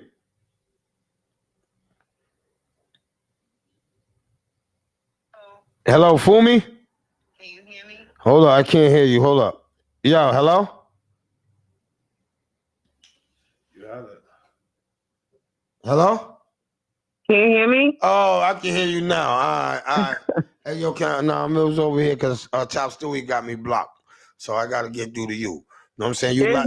Hold on. You live on air. I'm going to let you know that right now. You're live on the air. So I got to bring my beef with you because Chop Stewie got me blocked. All right? So I let the world know why me and Chop Stewie got our beef. It's his family beef. And I tried to keep it amongst the family, but it spilled over into the podcast right now. So I'm going to let you know the beef, and you probably know it. So Chop Stewie got me blocked because I keep calling him about my fire stick that he robbed me for, right? So I asked him. No, he is not. See, you gotta let me finish. You can't come in defensive mode. Yeah, I know that's your man, but you gotta wait and hear everything else. You're still mad about the spelling bee. We know you're still mad. You can't outspell me. I just told them that you still mad. I thought you had me blocked because of the spelling bee. I didn't know. I don't know what Chop Stewie got going on. But anyway, I asked Chop Stewie, yo, Chop, I'm giving you, I forgot what I paid him for the fire stick. I said, all I want is porn on it. So every night I would call him and I would go, Chop, why ain't the porn coming on my fucking fire stick? I'm horny as a goat, right? Why the fucking shit? Why the fucking porn ain't going on my fire stick? Time Chop Stewie explained to me, my shit done went down, the mood's all fucked up, right? So I kind of took it out on him a little bit. So what he did was he taught me the last time. He said, Trap, you gotta go follow it. You got this. Hey man, what the fuck? You gotta keep calling me every night. I gotta come over there. I showed you the fire stick. Now I gotta come over there. You want me to show you how to do it? This is what he told me. I had to go through this every night. So now he blocked me. So now we're on the thing, and I said, you know what? I'm gonna call DJ Chop Stewie, and I'm like, what was I calling for? The free turkey drives. Why the fuck you giving out free turkeys to bums that can't cook them? They're selling them for pieces. Where they cook that at? I need to know where they cook that at. All them walking down Broad Street, where they cooking these turkeys at? People want these people to. They don't even let them sleep in their back hallway. You think they're gonna let them in their kitchen to cook a turkey and some stovetop stuffing? So that's what I'm trying to say, Fumi. So I that's why I was calling him, but it all spilled out into this. You understand what I'm saying, Fumi? He got me blocked because of the porn stuff, and then I need you to talk to him for me. And he cut my shit off because I was laughing at him for sleeping everywhere. Yeah, so he got mad at us. Yeah, he was sleep everywhere. Hey, Fumi, people were talking about doing. Hey, Fumi, you laughing? People were really talking about dragging your little ass. They said, yo, I'm ready to beat his little black girlfriend up. I said, hold up, that's my sister. They said, nah, man, I be catching her around. I don't see his little limping ass nowhere. I'll catch her little ass. So Fumi, you sitting there laughing until somebody's cable gets fucked up and they hop on your ass. You understand what I'm saying? Then you're gonna be sitting there going, Chop Stewie, why the fuck was I over there at the hospital and somebody jump on me talk about how you robbed them for their fire stick? You need to make that right. I'm tired of everywhere I go. You know what I'm saying? I pictures all over. You're all over the world, everywhere. Now I gotta hear that this fire stick. Why is he shutting people's shit off? Can you tell us why he's shutting? Who the fuck does he think he is? He's not the cable man. What the fuck is going on, Fumi? Fumi, it's not funny. You need to talk to him because there's a lot of people looking for him right now. You know what I'm saying? He's sitting over there. I don't want to pull up on him. You know what I'm saying? Because I know he's on the porch smoking the bogey. You know understand what I'm saying? So what I'm trying to say for me is that because sometimes, right, Chief, motherfuckers get influenced by their woman. You know what I'm saying? So for me, I need you to sit there and I need you to have a real conversation with him for me. Be real. You gotta say, Chop, you gotta stop doing that to people, especially horny motherfuckers. When they want their porn, you gotta put their shit on there because that's what they paid you for. You know what I'm saying? Right? Am I right though? That's what I paid for. Am I right? Last time when he cut me off, he was like, "Oh, you're overdue." I said, "My bad." I said, "I even sent you extra." Pause. And I sent him a few extra dollars. This is I shit. laughed at him one time for sleeping everywhere. Everybody. Wait, Chief, your fire stick's not working either? Nah, man. Nah, hey, yo, can I tell you how Chop Stewie's like my bill. Chop Stewie's Everybody's like fire stick at Rooks is working. I don't know what's he's the like problem. Verizon. Chop Stewie's Verizon. He's Chop Verizon. We got to give up. He got a phone number. Yo, I don't understand this. How he doing this to black people? He's tell him that he's setting us backwards another 100 years. All right, because now because now we got to steal Wi-Fi. We got to do all kinds of wild shit because of what he's doing. He's oppressing us. Hey, yo, fool me. Yo. We about to do another spelling bee, but it's gonna be trap versus shit. You know what? I'm done. I'm done with both of you. Goodbye. Do you want to be here? She hung up, mama. She's tired of talking. She's tired of talking about that fucking Chop Stewie. Hell yeah, because she knows I'm not letting her defend her, man. He's out there selling us beat fire sticks. We ain't with that shit. I was gonna give her the opportunity to be the person calling the words. Yeah, we was trying to be the man of reasons over here. You know what I'm saying? For me, your man's doing some bad shit. You know what I'm saying? The man blocked me, man. Why he got me blocked, for me? Ask him why he got me blocked. He gonna say, Chop, why the fuck you got Trap blocked? He gonna say, fool me, this motherfucker calling me all horny every night. Wait, you know what's funny? I'm starting to remember there was a couple of times where you had called me. And I said, what you need, the website? You started dying. You are a harasser. Yeah, that's when I didn't know how to do it, though. That was why. That's when I didn't know how to find the horny stations. I didn't know how to find that shit. I didn't know how to find that shit. I don't know about you. Some people are not into porn. No, I gave it up. I know, but I know. I'm saying you. I did too. I did too. I don't fuck with it like that. Terrible. I used to sell them shit. I used to burn CDs. How many people are into porn? How many people people don't admit that they're into porn. A lot of people. People are addicted to that shit. Is it addiction? Is it an addiction? Was you addicted? At one point. Did that ever lead to cheating? It probably had to do with idolizing. I'm getting a call back. What up, Chop? Good morning. You're on the No Longer Trap podcast line. All right. See, now Fumi went and told him, see, this is what I tell you. See how he got me blocked? This is my first cousin, and he got me blocked. But I gotta say this though. Pussy is powerful. Pussy is so powerful, right? Pussy is so powerful. See, when I see Fumi now, watch. I got issue with her little ass. Hey, let's put Fumi everywhere now. Hell no. See, he don't block her. He got me blocked because hey, Chop Stewie, can you tell her why you got me blocked? I see this ugly motherfucker feeling better. Why you block him though, Chop? Tell everybody why you blocked him. Why block who? Trap. Ain't nobody blocked that motherfucker. What was he doing? How he kept calling you? He keeps calling you. He was going straight to voicemail. Only going straight to voicemail? Yeah, he said because he keep calling you every night trying to. You remember when I used to call you every night for the porn and you got mad? You don't remember that, Chop? Now, come on, man. See, he's sitting there acting like he ain't drunk enough 1946 and he didn't know how to use the fire stick. Pause. He can't even turn it on.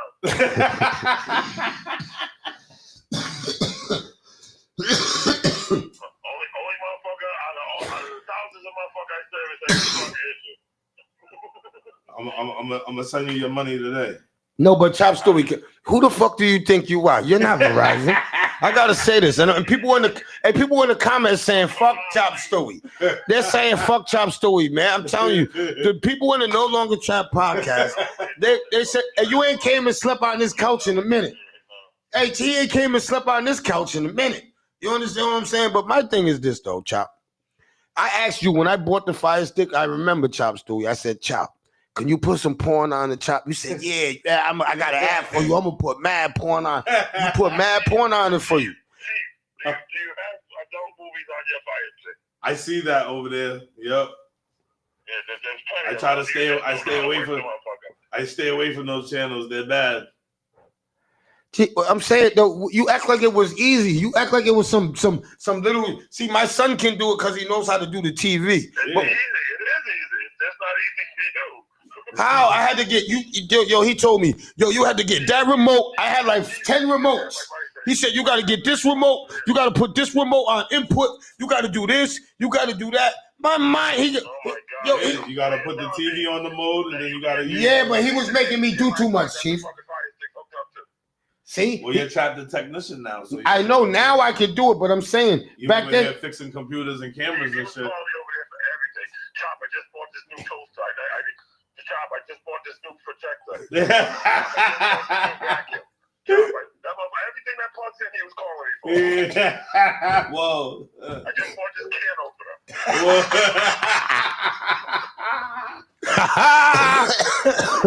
Hey, yo. Anything that fucking plugs in, that motherfucker was calling me for. Goddamn, this motherfucker. Hey, yo, I ain't gonna lie, though. Hell yeah, when I first came home, I was calling Chop for everything. He said, "Cuz, you don't know how to do nothing." He said, you need to go. He needed just a hot pot, Chop. Yo, he did. That's why he blocked me. I'm telling you, that's why he's blocked. He just, he drunk so much 1947 that he don't remember this shit. But this, I just called him. You guys seen this? You witnessed this. I called him 10 times. Chief called him once. He called right back. You know what I'm saying? Like 3:30 in the morning, like it was regular. Like, oh yeah, hey, that's another thing. Yoli just said because Trap wanted the Amazon position on his TV. Had the Amazon position? Nah, I didn't know nothing about that, Yoli. The Amazon position. Hey, yo, you didn't hear what Chop said. Chop said I used to call him at 3, 4 in the morning.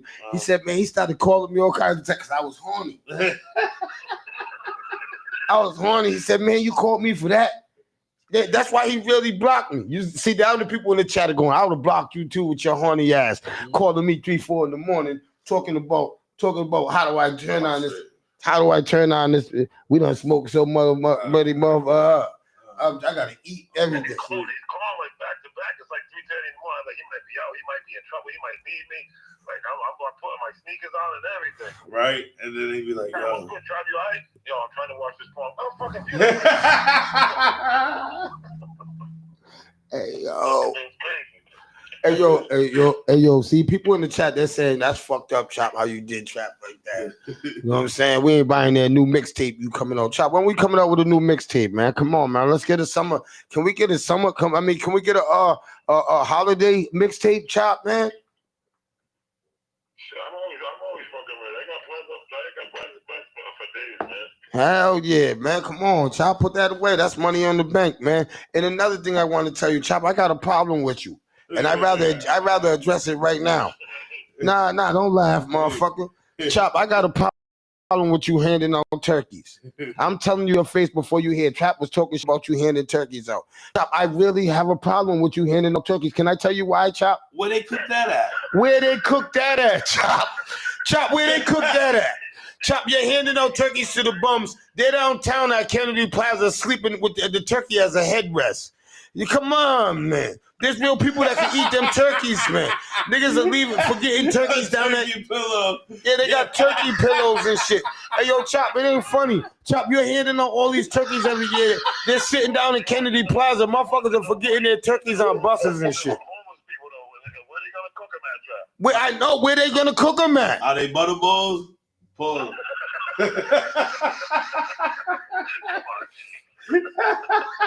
What kind of turkeys are they? What brand? Hey, Chop Stewie, can you answer me a question though, Chop? When you're handing a turkey to a homeless person that lives in a tent, can I ask you what is your thought? You gotta get back into the gym. Somebody said you can't even carry a turkey right now. Yeah, I didn't ask you that. I didn't ask you that. I didn't ask him that. See, he's beating around the question. See, he's one of them motherfuckers. He's clout chasing with them turkeys. I told you. I want to know from this motherfucker right now. When you hand out a turkey to a homeless motherfucker, Chop, that sleeps in the tent, how do you think he's eating that turkey? Over a campfire. No, I'm actually, I'm actually. See, he didn't know it was you. That's why he answered you. He blocked you too. You're on the block list. Because I don't usually call Chopper too much bullshit or whatever. We might got jokes here and there or whatever, but I'm just saying. Yeah, he'll block you fast. Hey, yo, I'm blocked. Tell Fumi I'm blocking him. I was like, I just did the math. It's still in the morning. It's probably at the podcast. Go finish it out. Fucking. No, but Chop, people want to know. I'm only asking you questions that people on the podcast are asking you. They said you look real stupid handing a person that lives in a tent a fucking turkey in a box of stovetop stuffing. Stop laughing, you. Where they cook that at? Where they cook that at, bro? Yo, where they cook that at? We're making where they cook that at shirts. We're gonna make where they cook that at t-shirts, man. Chop. I don't know if you want to be on the where they cook that at movement, but we having a where they cook that at movement, man. I'm going out to everybody that's handing out turkeys to the homeless. I'm telling y'all right now, I'll pull right up on you and go, where they cook that at? Where they cook that at?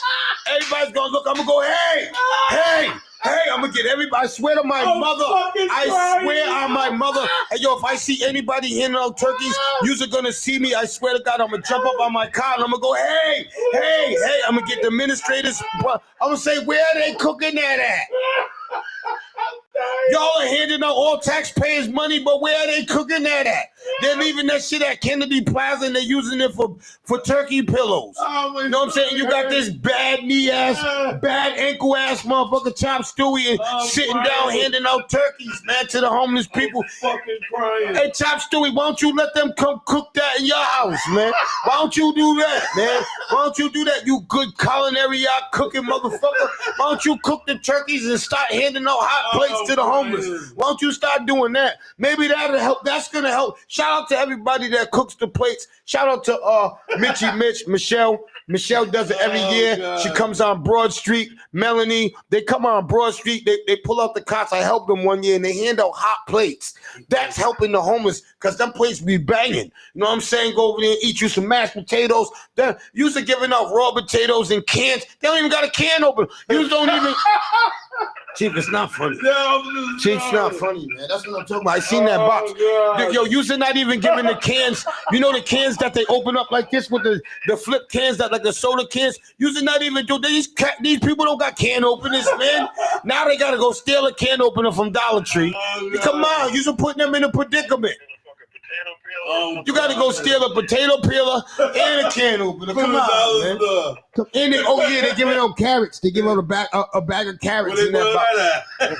Hey, where they doing with the carrots? Where they boil that at? Where they eating it? Hey, what up, Doc? What up, Doc?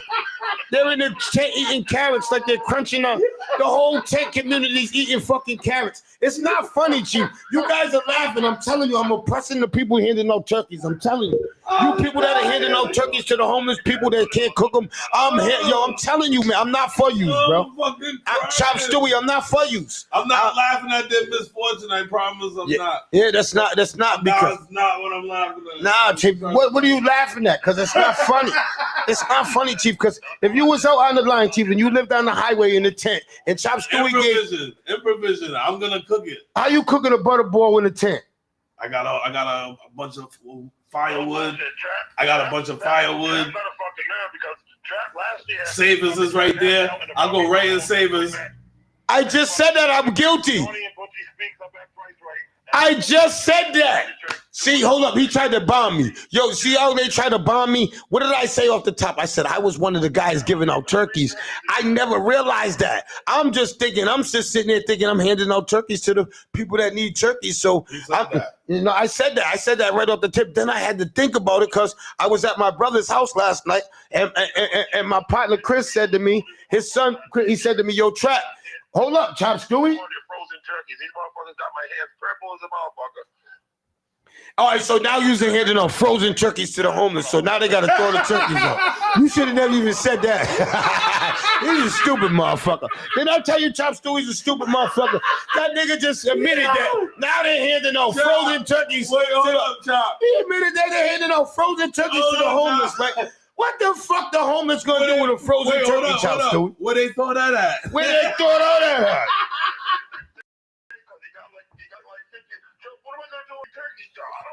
Yo, you are giving the homeless frozen turkeys? This is it, man. This is it, man. I swear to God, man. Yo, does anybody need turkeys, man? I'm not playing, man. I'm serious. Nah, you're laughing. You motherfuckers, chiefers. You motherfuckers. Ah, you motherfuckers. We got where they cooked that at. We got where they thought that at. Where they thought all that, man. Where they boiled that at. Where they boiled that at, man. How they open that? How they open that? How they open that? How they open that can of cans? Who's giving them gravy in a can? How the fuck they open that can? What they use, their pocket knife, like their survival knife? You motherfuckers are bad, Chop Stewie. Fuck that. I'm on you, motherfucker, frozen. Chop Stewie just said his hair turned green. He's out there handing out. Yo, that's how frozen the turkeys was. His feet, he already got gangrene in his feet. His feet's already swollen, right? Now his hands were swollen. Out there handing out. Yo, Chop Stewie, I gotta commend you, though, on the gesture. But, brother, I got to tell you and everybody else that are handing out turkeys to the homeless people, bro, where they cook that at, bro? Where they open that up at, bro? Where they boil that at? Where they boil that at, bro? How they peel that, bro? That's all I'm saying, man. How they peel that, man? You got giving them a bag of potatoes. Yo, I seen the lady with a bag. I gave her $2 for them bag of potatoes. Hell yeah, I don't care. Yo, you see me riding down the street and you see me buying stuff off these people. It's a recession. It's a recession, man. People I know are hungry, man. Yo, anybody really needs some? Yo, I'm serious. You got to start giving the turkeys out to people that are cooked. You should start donating them to like. They be stealing the baskets, the shopping baskets, and they line it with foil. And then they cook on top of the charcoal. They make an oven. I seen it. Wow, man, that's sad, man. Hey, Chop Stewie, can I say this though? Did you give them to the Sarita Mets or to the ones that are cooking? Hold up, Chief. I want to say this, Chief, because he needs to hear this. Yeah. Chief, did he think that he gave any of them turkeys to Sarita or anybody that be cooking to say, yo, can you give these to the homeless? I bet you he didn't. I bet any of my life he didn't. I'll call him right now. Chop Stewie, did you give anybody that cooks turkeys to say, Pat, cook these and give these to the homeless? Listen, man, I can't. This nigga It has here. nothing to do with what you do with the turkey after I hand it to you. Yeah, man. After he hands you a hard frozen rock turkey, man. See, that's what I'm talking about. It's a bowling ball. It's a bowling ball. See, y'all in the chat is saying, yo, that makes sense. I know y'all don't want to laugh at it. I don't. Chief's laughing. Oh, Chief, got tears. Chief laughing at it. The ones in the chat are going, I'm not laughing at that because Chop's right. How they cooking these frozen turkeys? Would you say, Chop? I want him to explain why he's giving out frozen turkeys to people that are in the cold. Hell yeah. The motherfucker can't even throw it out. Where they throw that at? Where they throwing that out at? Yeah, where they It throw. was already fucking 10 degrees out here. We gonna put it in the jacket. Hey, Chop, when are you handing out? You Chop, did you? Cold as a motherfucker that day we was getting the turkeys that day. Hell yeah, we was cold, man. We was freezing, man. Chop had icicles coming from his nose.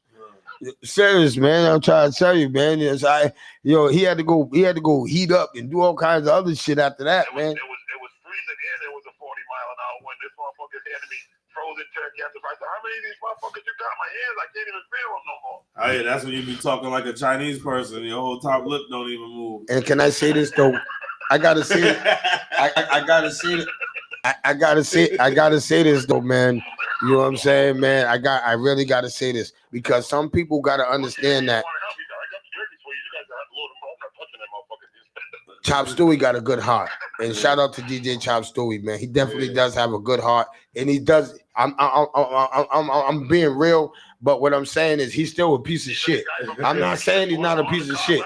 I don't want y'all to take back what I'm saying. I'm not saying he's not a piece of shit, but what I'm saying is he has a good heart. His intentions are very good, but he's a piece of shit to be handing out frozen cookies to somebody that can't cook them. These people can't even go sleep in their cousin's hallway. People won't even let them in their car nowhere. So why do you think they're going to let them come in the house with a free turkey?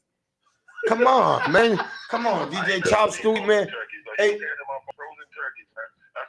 That's fucked up, man. He even admitted it. Would you let one of your homeless cousins go cook a turkey at your house? Yes. Yes. Yes. Yes. Yes. See what he gonna do with it. Hey, yo, let's ask DJ Chop Stewie that right now. Would you let one of your homeless family members come right now to your house and cook a dinner? Absolutely. Okay, yo, we're gonna hold him to that. I'll feed him too. Huh? I'll feed feed them too. I'm all about my family. I ain't gonna let nobody in my family go hungry. Hey, all right, I'm gonna hold you to that. We're gonna have a cook-off at your house. Cause I think I can cook better than you now, Chop. I know you. I ain't gonna say, but you. I think I can cook better than you now. That's just an FYI. But I just want to thank everybody for tuning in. I see y'all tomorrow, man. Same time, same place. I love y'all. I ain't even gonna try to what I was gonna do. You know what I'm saying? We're gonna save it this time. You know what I'm saying? We're gonna demo you, but I gotta say peace, love, and hair grease to everybody. I bet. Shout out to DJ Chop Stewie, my family, man. Y'all know, man. Go look him up, man. He's the most underrated, you know what I'm saying, DJ in the city. He slept on because he sleeps too much. You know what I'm saying? Real talk, man. But